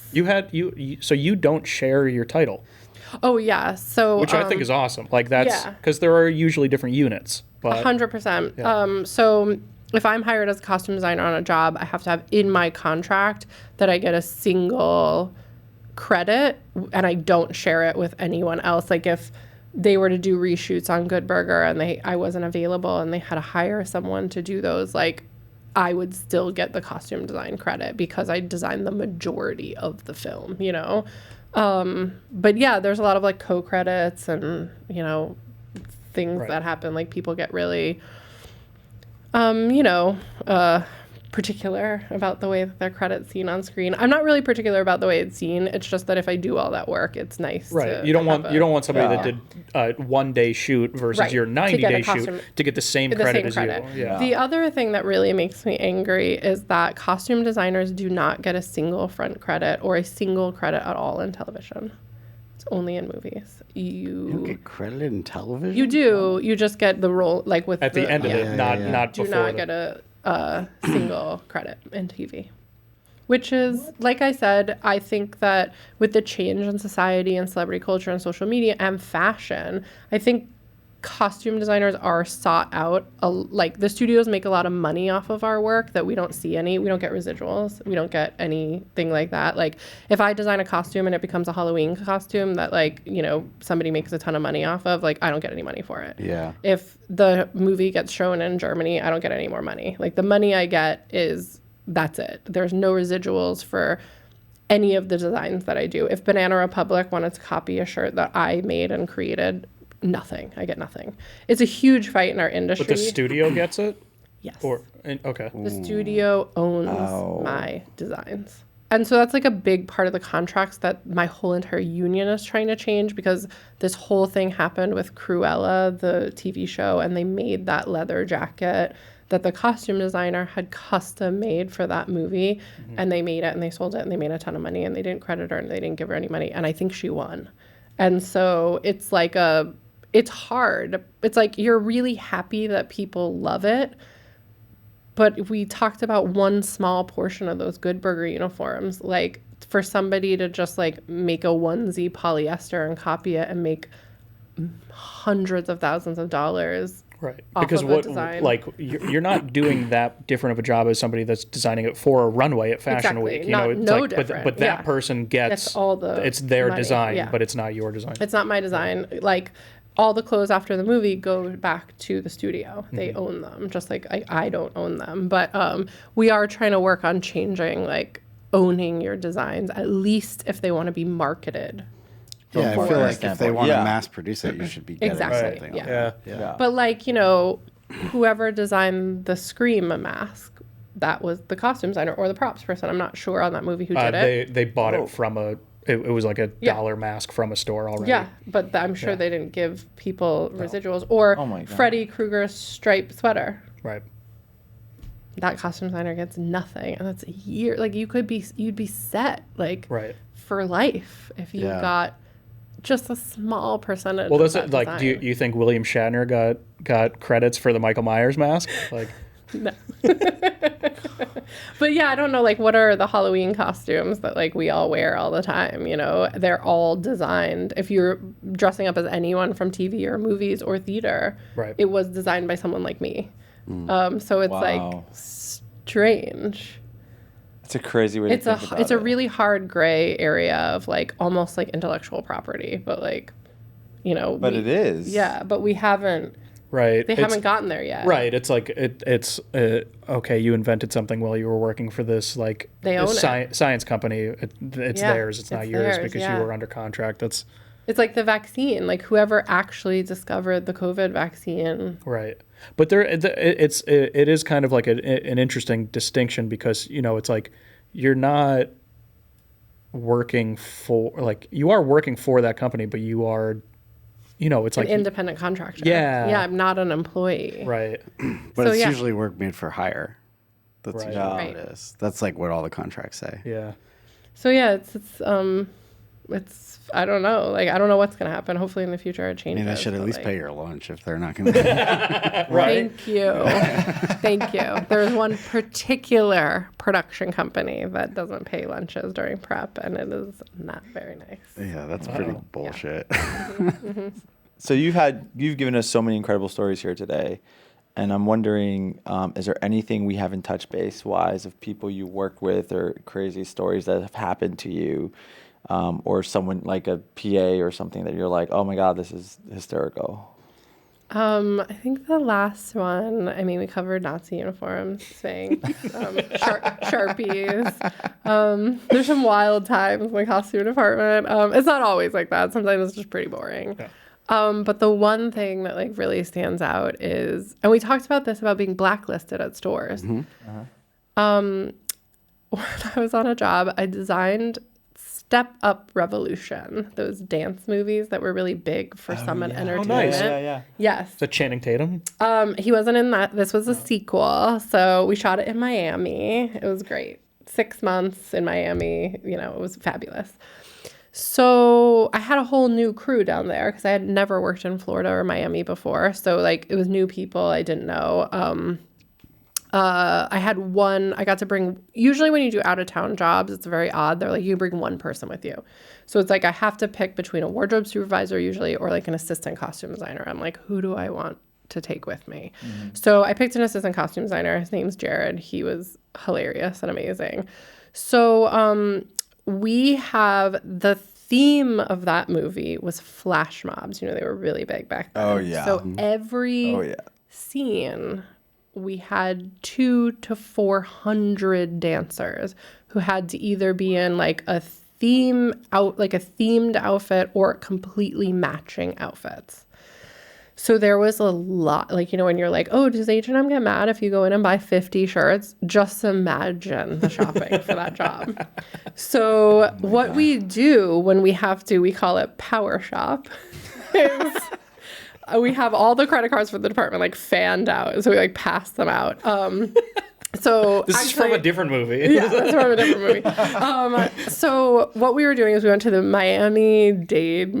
the Dolphin Mall. The Dolphin Mall outside of Miami. It's like a really cheap mall, but it has like sexy, like stretchy clothes in it. Juicy so it's like couture. perfect for dancers. Yeah. There's like a store called like Steps, literally, and like, you know, like clothing. Like those are the names of the stores there. It's basically like a million rainbows. So me and Jared bring our PA. We're gonna call her Ashley because we're not gonna say her real name in this.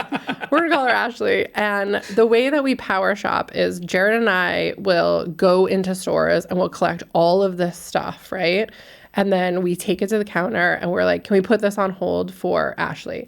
But Ashley had my credit card. So I was like, can we put this on hold for Rebecca? And then Ashley will follow us. She'll pay. And by the time they're done checking out all of this stuff, we've done the same thing at the store next door. So then she follows and she pays for that. And then we go to the next one, she pays for that. So we can move faster through the mall. Like, it's ridiculous if you're She doesn't need to following help us. pick out. She just needs to pay for it. And then when she can't carry any bags, she goes to the car and then she comes back and does it all over again. So we have been power shopping for like 3 or 4 hours and I'm like, I'm starving. And Jared's like, me too. So I'm like, let's go to Lids.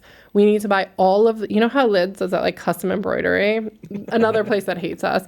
We're like, hey, can we have all of the blank hats? What do you want embroidered on them? Nothing. I just need blank hats. Like it's really hard to find a plain hat with a snapback with nothing on it. I see. Especially because they have the ones with the different colors under the lids. And like, you can find like a navy one at like Target. Yeah. But you cannot find a bunch of different options of snapback hats in multiple colors. So we buy like 100 hats. We put them on hold.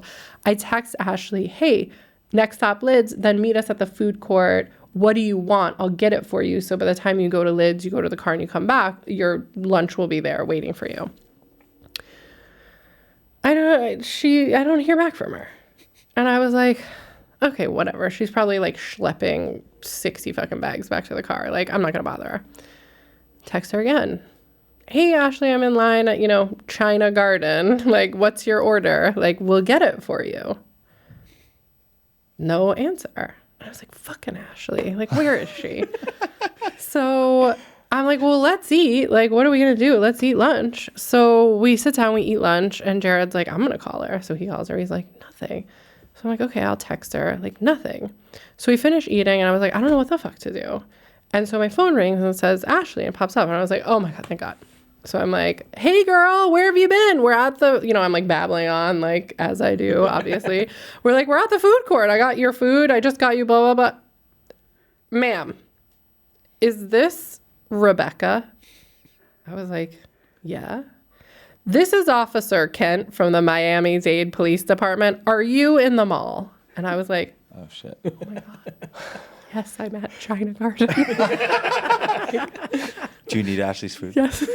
I was like, yeah, like stress eating, like Oliver chicken and broccoli. Sweating. Yeah. Sweating. I'm profusely sweating, obviously. I'm also in Miami, so full sweat. So he's like, I need you to come back to Neiman Marcus, the entrance on the outside by the parking lot, immediately. And I was like, Jared, I hang the phone, we gotta go.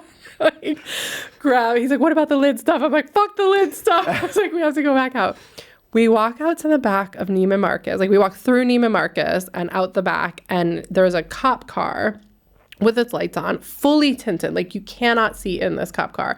And there's Officer Kent just standing by the cop car like this. Are you Rebecca? I was like, yes, this is me. This is a Rebecca. real cop or a mall cop? No, this is a straight up Miami-Dade Real police cop. cop. Yeah. Oh wow. All of our shopping bags are on the sidewalk outside of the cop car. And I was like, oh my God. He goes, did you give your credit card and your driver's license to Ashley, blah, blah, blah? And I was like, yes, she works for me. It's fine. And I was like, oh, this is fine. Like, he thinks that she stole it and Right, like buy right. all of this stuff Yeah. with like, oh yeah, who wouldn't want 50 pairs of stretchy hot pink pants? Like this, if I steal a credit card, I'm going like This is straight what to the you're fucking going airport, for, right? yeah. Like they're like, what is she about? Like, no. I was like, yes, I gave it to her. She works for me. And he was like, okay, well, she's relinquished her items to you. Do you want them? I was like, what do you mean? And he's like her stuff, like all of this stuff, do you claim it? And I was like, yes. And he goes, hands me the credit card. And he's like, you shouldn't be giving your ID and credit card to people. And I was like, it's a corporate credit card. It says the name of our business on it. Like, she's like working for me. And he goes like this. He's like, not anymore. And I was like, bro, like, this is fine. Like, is she in the cop car? Can I talk to her? No, you may not. And I was like, what the fuck is happening? So I was like, well, she has our minivan keys, and I don't know where we parked the car. This is a giant shopping center, like giant. I was like, can you just ask? Okay, if I can't talk to her, can you ask her where we parked the car? No, ma'am, I can't do that. I was like, oh my God. So he gives me the car keys. I'm just standing there, like holding the car keys like a ding dong, like, and he gets in the car and he drives away. And I was like, Jared, he goes, give me the keys. I'm going to find the car. And he just starts like hitting the thing, all over. He comes like peeling around the corner, like, he's like, I found the minivan. So we put all the stuff in the car. And I was like, what do we do? And he was like, let's go into Neiman Marcus. They know something. So I was like, okay. So, because everyone was like watching what was Because going it had on. to be that Yeah. store. It had to be that store. So we walk back into Neiman Marcus. We find like the like nerdiest looking person in the store. And we were like, ma'am, do you know what went down here? And she was like, mm-hmm. And I was like, Go on. can you tell us what went, like, do you have to pay you? And she's like, that girl was a dummy. And I was like, what happened? And she was like, well, she's buying all this stuff. And then she walks out of the security thing and the alarm goes off. And I was like, did they forget to take off a sensor? She goes, no, she was wearing like $3,000 worth of clothes. And I was like, what? And so she was like, yeah, she tried to claim that she forgot she had the boots on and tried to walk out of the store, but she left with a whole new wardrobe on and she got caught and they called the police because it's a felony offense because it was over $2,000 worth of stuff. What? And I was like, Wait, so your PA was actually my stealing? PA was, she bought all of the show clothes on my credit card, but they thought then because she was actually shoplifting that she also stole my credit card and was like buying stuff on my credit card with it. So I was like, oh my God. I was like, This is a twist I did not see first of all, coming. Yeah, me either. I totally thought it was like wrongful. Yeah, like wrongful. me too. I was like, you could just let her out. Like, it's not fraud. He's like, no, ma'am, I can't do that. And then she drives away. I was like, Was this? I feel so I bad. know you're calling her Ashley, but was this Kat from the Ozarks? Yeah, right? God, no. I didn't bring anyone back besides my dog from the Ozarks. So I go and I'm like, Jared, like, what do we do? And he's like, well, we're going right to the bar because we have to now call production and tell them that a costume PA got arrested on our watch shoplifting. And I was like, oh my God, I don't want to call the line producer and tell them that. Like, what are we going to do? Like, they're going to be like microscope, like our department's going to be under a microscope. He's like, well, we have to do it. And I was like, okay. So I call the production, blah, blah, blah, like, whatever. We go to the bar. We go directly to the bar. I was like, we are done for the day. Like, we have gotten enough stuff. We need a drink. So we're sitting at the bar. My phone's on the table because I'm like, oh, I'm sure I'm going to get fired. Like 100% like I'm getting fired. And it rings. And up on it, it says Miami-Dade Correctional Facility. She called you? She's your one call. Why would... So my first question is, if she's going to steal, why wouldn't she put it on the card? Right. You would think like, oh, Like that could easily get buried in all the shopping. First Just of all, fucking pay for it. dumb. Like just the bottom line here is just like dumb. Like there's so many better ways if you want to steal, but like, you know, whatever. Con artist, you know, regular artist. So she was definitely a con artist. So I pick up the phone and I'm like, hello. Like, and she's like, and it's, first of all, I don't know, have you ever gotten a call from jail? No. It's a collect call. Yeah, you you have get to the- accept yeah, the you get charges. the- yeah. yeah. Do you accept the charges from a prisoner? No. I was like, yes, absolutely. I want to hear this, Yeah, dude. 100%. And she was like, oh my God, Rebecca. And I was like, Ashley? She was like, I'm so sorry. It's like, you know, I was like, I didn't remember I had the boots on, and like it was this whole misunderstanding. Everything's gonna be fine. I will definitely be at work tomorrow morning. I was like, to quote Officer Kent, no, you will not. Like, Oh my absolutely God. not. And then she was like flummoxed. I was like, you can't work in the costume department Right. with a shoplifting record. Like it's like you probably can, but like now that I know about it, yeah, like you no. absolutely No, cannot. felony records go to the grip department. Yeah, exactly. I was like, I'm sure the electrics will take you in. Here's their number. So we had to like go back to the office, and the line producer like beelined it for us when we got back there. And I was like, I'm like 4 margaritas in. I don't care what you have to say to me. But like she Liquid like lunch. yeah, she like beelines it to me, and she's like, she has not allowed back in here. Like, what if she starts to steal this stuff? You have to bag up all of her stuff and take it over to her house. I was like, I do? Again, that's not my job. Like, literally turned to the other PA. I was like, that's your job. It's like, so can you collect Ashley Ashley's 2, let's stuff? go. Yeah. New replacement. So, I mean, sometimes it's not all fun and games. Wow. Well, it is all fun and games Yeah, until that's- I someone mean- shoplifts. So someone shoplifts. Where do you guys recruit your, like, aside from you being a must hire from director friends? Yeah, right? Like where do you, like, I know camera usually finds like a PA that's on set that's interested, and then sometimes they'll pull them in to be a camera PA. Does wardrobe or costumes do the same thing, or you guys just like have a friend of a friend of a friend? It's a friend of a friend, and a lot of it comes out of like theater majors and like people who did costumes in college and like that sort of thing. But it's always like, you know, I got a friend who's really good at doing returns. Yeah. And they have a driver's license, and you're like, tell me no more. Done. Yeah, Okay. and then No felonies. Yeah, I think probably I would say it's a really small percentage though that become costume designers. I think we've all experienced this. Like, you go into that first job, and then there's some people that are like, never again. Oh, And then there's some like maybe again, and then after that they're like Well, never again. I think I don't remember if it was with you. Like you, like I've had this conversation. You haven't actually worked in film if you've never quit film. Right.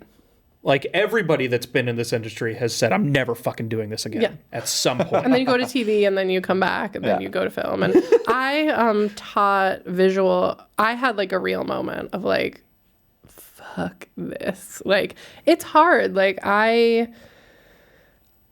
think everyone thinks they can dress themselves, so everyone thinks they can be a costume designer. I think that producers and directors get nervous about grip and electric terms and camera terms, but like they think that they can talk about they clothing. wear clothes, so they know have clothes. so since they can't have an opinion about that stuff and they need to piss on their territory, they piss on us. And I always say this to anyone who's like, you know, well, you know, what advice do you have if I become a showrunner or like whatever? I said, for every comment you make about wardrobe, you have to make about camera as well. And if you can't, like if you can't say, I want a different filter, I want a different lens, I want a different shot or something like that, if you feel like you're not physically able to make that contribution, you aren't actually able to make that contribution. You just think you are able to make that contribution to costumes. But like, if you can't do that for every department on the show, you should not be honing in on this department that you think you can, because it's just familiar terms, but you do not have the ability to be a costume designer. Just as you don't have an ability to be a DP or a grip, or it's just a scarier world. Right. This isn't like, my world is not scary for them. And like, people get misinterpreted all the time. Like, my job has nothing to do with fashion. Like, if I'm on a show like Sex and the City, it has everything to do with fashion. Every episode's a commercial. But if I'm on Kevin Can Fuck Himself, it's about a character. Yeah. And like, what qualifications do you as a producer, showrunner, director have dressing a character? You have as many as being a camera operator. And like, so if you can't, I said, for every comment you want to make about wardrobe because you think you know, make one about camera. And if you can't, shut your mouth. Yeah. Like, and I think like it stops people from just saying, can you run out to Bloomingdale's and get a new shirt? Yeah. Because that's not Can you just run to the camera store and get a new lens? exactly. Yeah. So like, because it is just as hard for us to get a new shirt as it would be for, you know, you guys to get a new lens. So I think it's like a really important thing of, just because it seems familiar, it's not, you really don't understand the nuance. Like when, you know, people ask me where I bought the Good Burger uniforms. Yeah, exactly. You don't It's realize like- the Yeah. work that went into Nobody's getting- gonna ask you where you bought the camera. Yeah. So like, don't ask me where I bought the uniforms. Like, it's Right. the same. It's the same, but people don't think it's the same. Yeah. So That's awesome. Yeah. I mean, that's so cool, and I'm curious about that when you talk about your role now, more in management. What did like advice you would give to people either that are trying to transition into management or the politics of management? Like, how do you maneuver that for yourself, and what would you offer people as advice? Yeah, absolutely. I think, you know, again, when I first started in this business, I thought of Edith Head, and I was like, oh, I'm going to be sketching and sewing and wearing high heels and, you know, clicking around the office. But my job is so, it is a lot of that. Like, I am responsible for everything that goes on camera, but I have to do budgets and manage this giant department of people.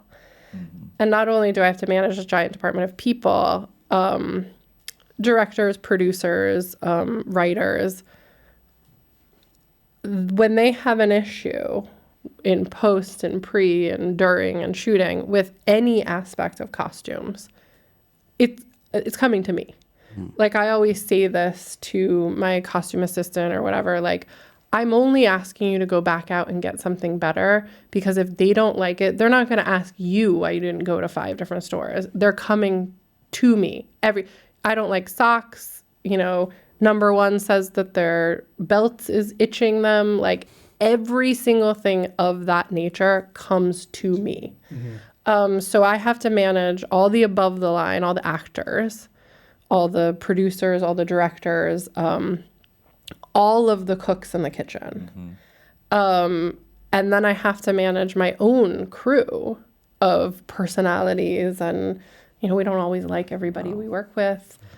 Everyone has a different style of costume designing. Like, we talked about this before, we have a key costumer who's not the key of our department, and the key costumer is something different in Los Angeles as it is in New York. So it's like, if you have a costume designer that comes from LA and works in New York and says, I want to hire a key, it means something completely different than it does in LA than it does here. So I think most importantly that I have to say is, like, you have to be an observer for like at least the first 3 weeks of a production. And you have to see what the studio, what fitting photos they're gravitating towards. I might have said, I think this is a really good example, is I worked on Partner Track, the Netflix show. And the poster of the show was this woman who was like, you know, a woman in a male-dominated industry. She was in a, you know, law firm, and she was on track to be partner. And they wanted a sea of blue men in blue suits, and they wanted her in a blush pink suit, and they wanted her to pop out. So I went and we had 1,000 conversations about this blush pink suit. And I went and I bought what I thought were the most spectacular blush pink suits. We got 3 on her. They looked beautiful. I fucking nailed it. I never thought about it. I sent the pictures to the studio. I sent the pictures to the showrunners, you know, whatever. And I was like, I'm going to bed. I don't have anything else to do today. I woke up to about 400 emails. We hate this. This is not what we want. And I was like, oh my God, oh my God, oh my God, oh my God, oh my God. So I get to the office and I said, this shoots in 3 days. We have to sit down and have a meeting about this. Like, I don't understand. So I go in and the woman's like, I don't understand like what this is. And I was like, this is a blush pink suit, right? My assistant was in the meeting. We all heard it. We're all on the same page. She goes, that's not what I want. And I cannot figure out like what other language what am I speaking? And like, it's art, it's subjective. Like it's anything that I do that I think is great, somebody's going to think is awful. Like that's just a guarantee for the job. So she looks at me and she goes, that's not blush pink. I was like, it's rose pink. Listen, if I know anything, let me get the Pantone book out. So I opened it up and can you please point to blush pink? She pointed to Barbie bubblegum pink. Like baby. And I was like, that is your blush pink and this is my blush pink. Learn something every fucking day. So that then will trickle down to, I know my crew is going to work 16 hours for the next 3 days. And I have to then, so I look at the producers, very sorry, we had completely different ideas of what the term blush pink meant. I thought it was what was really blush pink and you thought it was Barbie pink. And like, that's fine. Pale versus bright. Yeah. And it was like poppy Barbie bubblegum pink, not like a muted pastel tone. Blush. So I have to figure out in that instance, I mean, I want to fucking scream at these people. Yeah. Like, obviously, like, I am so frustrated, but I have to keep my job and I have to shoot in 3 days. So I'm like, I'm really sorry. Like, obviously, this was miscommunication. I'm going to fix this. That's what they love to hear. Yeah. I'm going to fix this. I have to go back to my department and I have to look at the person who's exhausted, who's tired, who's angry, who has 14 fittings that day from someone else and be like, drop every single thing that you are doing and go out to the store and find this color pink suit. Who has already shopped at every single one of these stores for blush pink suits. You have to go back out and do it all over again. And we need it here by 6 o'clock tonight. And so it's like and I have to figure out a way to do that and not have every single person hate me. Does that turn into something like where, so I'm assuming you got 3 different styles of the same suit in one color. Does that turn into, in the future, now you get 3 different suits in 3 different colors and 3 different styles? It turns into the future of like, I think what the best thing to do in costumes is like, oh, hey, you say make those sweatpants dirty, and I bring them out, and they're like, that's not dirty. I was like, well, that's my dirty. Maybe that's not your dirty. Right. I always say visual references now. Like I learned that hard. You have like color palette? You have I have the Pantone books. The Home Depot. I have the Home Depot. What's your color? Exactly. Right. You need their perspective to figure out what they really want. I think the hardest thing in this industry is I'm in like a very creative position. So like you have like, let's say your perfect outfit. You have a vision in your head. Yeah. How would you verbally describe that to me so that I get that vision and we see it on the actor? It's the horse coat from the Barbie movie. Yes. Yeah. That game of telephone is horrible. Yeah. It never is, very rarely is it exact by verbal description. Mm-hmm. It is like pictures and character references. Well, it's a visual medium. Yeah. And but so many people, especially above the line, think that their one reference is right and that you should be able to do it based on them saying, I want the talented Mr. Ripley. I'm like, well, which outfit? Like, which scene? Like, well, not to mention, like, people, like, I'm colorblind. I will happily admit I'm colorblind. There's probably a ton of people that are so stubborn, like, no, I know what blue and I know what purple is. Like, they will never admit that they were wrong about what that is. It's a great scene in The Devil Wears Prada of cerulean blue versus blue, you know? And it's like, she's holding it up and she asks, you know, what's her name, Anne Hathaway, like, what's the difference between these 2 belts? And she's like, nothing.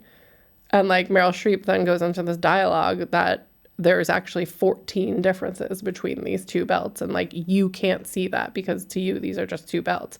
And I think, like, a lot of people will say, like, get me a belt. And then you get them 6 belts and they're like, why would you buy those belts? And I'm like, right. So there's a lot of good advice about Sorry, in a yes. management position about really just being clear and what Being clear and like making sure that in these very high pressure situations that you still stop, and you take a minute to be a human being and explain in a kind way. Even if you're a PA, like I have to go now and ask these PAs to return these 40 fucking suits that we're not going to use. And like, usually I know a lot of costume designers that won't explain why. They'll just be like, just do it. I need to go back and concentrate. But I'll be like, hey, listen, I was just in a really tough meeting. I'm in a tough spot right now. Like, we need to get all of these back so that we can clear money on our credit cards to then go and buy all these new ones. And I'm sorry. Like, no one's getting home for dinner tonight. That's really big. Yeah. Mike Peterson, who's my best boy, says 80% of their job is managing expectations. Absolutely. Because it's like, it's like he takes a big role on, like, away from my gaffer boss, as like he does a lot of the production meetings and stuff like that. And it's like, you realize when you order a condor or lift or whatever, it's like, what kind? Yeah. But it's like these people don't know and how that kind. trickles down. So it's like a big deal of like, you need to manage the expectation of a belt. Yes. What is your expectation of a belt? Right. And it rarely matches. You have to pull Yeah. You have to pull information that somebody doesn't think they need to say. Because these out are of these are people with the biggest egos in the world. They think they hold the keys to the kingdom. They're making movies. And bunch of adults you're going to playing ask them Maple to Leaf. clarify themselves. Like, it's a really hard thing to do and not have them look at you like you're stupid. It's hard. Yeah. And it's not that I'm stupid. It's that I need to get this right because I have such a tiny window to complete this task. And you gave a really good point, is that you help stop the spread of discourse by explaining to your PA, like, hey, I'm in a tough spot and this is what it is. I don't want them to get in the car with the other PA and be like, why the fuck do we have to work till 10 o'clock tonight? This fucking blows. Yeah. Like, I don't want that. And I am the shield. Like, I know they're coming at me. So I'm like, I get paid enough money to get yelled at. Yeah, that person doesn't. That I person think does that's not. like the best thing that you're describing. You're blocking everything from, because usually it's just flowing downhill and like it's easier to just push it down to the person below you. 100%. Yeah. If I see an actor like storming out of their trailer, I'm like, I'm going to go. Yeah. Because like they're coming for somebody and I don't want them to be coming for the set customers. Like, it's my costume. I designed it. Like, what's the issue? Did your shoe break? Like, what happened? Like, And so, yeah, like I try to be a decent boss when I can. But, there are times where like people in my department get shit on. And like, I think like the idea of like working for a showrunner or producer that gets the humor of the chicken sweatshirt is like my ideal job. It's like, okay, I love what I do, but I certainly don't think that I'm, moving mountains. Like, I'm not parting the fucking Red Sea here. It's clothing. And like, it is really important, but like to an extent, And I think like a lot of times in my career, though, I have to work for the ones that don't find the humor in it. And you just have to figure out how to navigate all those personalities. Like, I know that when I worked, and I always say this to my shoppers, like a really good part of managing is like, I could be like, they should look like Gossip Girl. They should look like super trendy. They should like look like this, look like this. And again, their interpretation of that could be something totally different. So I always tell them, like, get a wild card and get a safety. So if I ask you to get a party dress, get like a crazy party dress and get a black dress. Like, and that's just like, it'll cover us if the studio thinks a party dress is a black dress, or if the studio thinks a party dress, it looks like it's made out of butterflies that are flying away. Like, so we're covered in a way of like, if I don't always have the time to talk it out and do visual references of like, at least if they like the crazy, crazy dress and they're like something like that, we'll have something to look at and talk about, which I think is like really important. Great like advice. Always do like kind of give yourself a range. Like if somebody says a pink suit, maybe get a yellow one. Yeah. Like maybe just like throw it in there and try it on and see how it goes, because a lot of times people that aren't visual artists cannot visualize something. Like they don't know what they want until they see it. Yeah.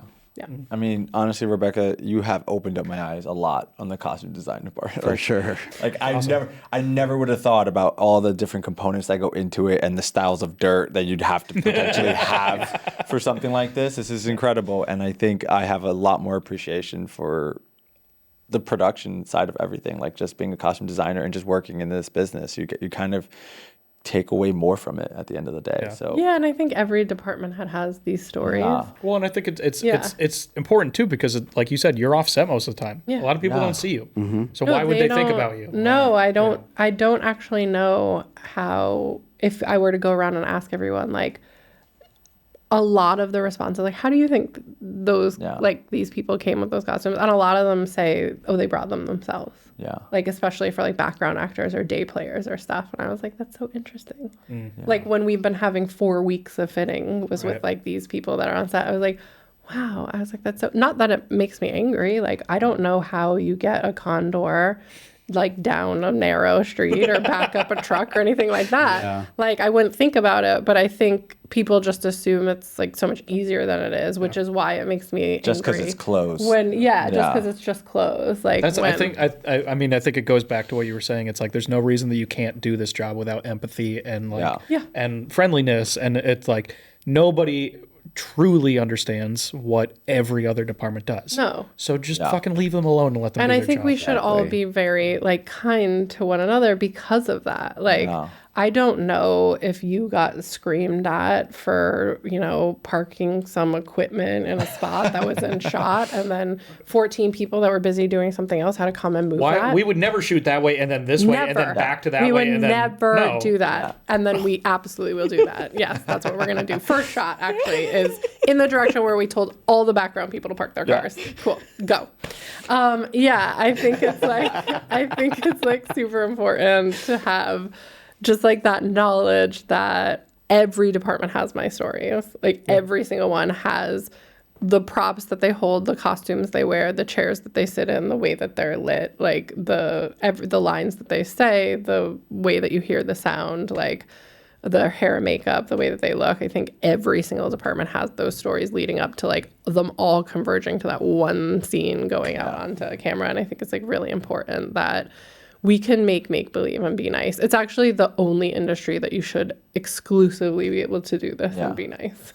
And you gave us so much good insight on the costume design department and how it all gets done. Thank you for that. Course, honestly, we really appreciated having you here today. It really means a lot to us to really get more people in these chairs that like speak truth to what happens behind the scenes. Yeah. And like it's so great. So Thank you. It's really fun. It's just sometimes it's not fun until somebody shoplifts. And it should be. You should be enjoying what you do. So thank you for being on Rap Drinks. We hope to see you again. Like, subscribe, follow, all that good stuff. Anything you want to add? You feel last minute? I like the way you ended it with the like play. It's make believe and imaginary, and you should enjoy what you do. I'm still profusely sweating. And on that note, let's cut it out. See you guys next time on Rap Drinks. Peace.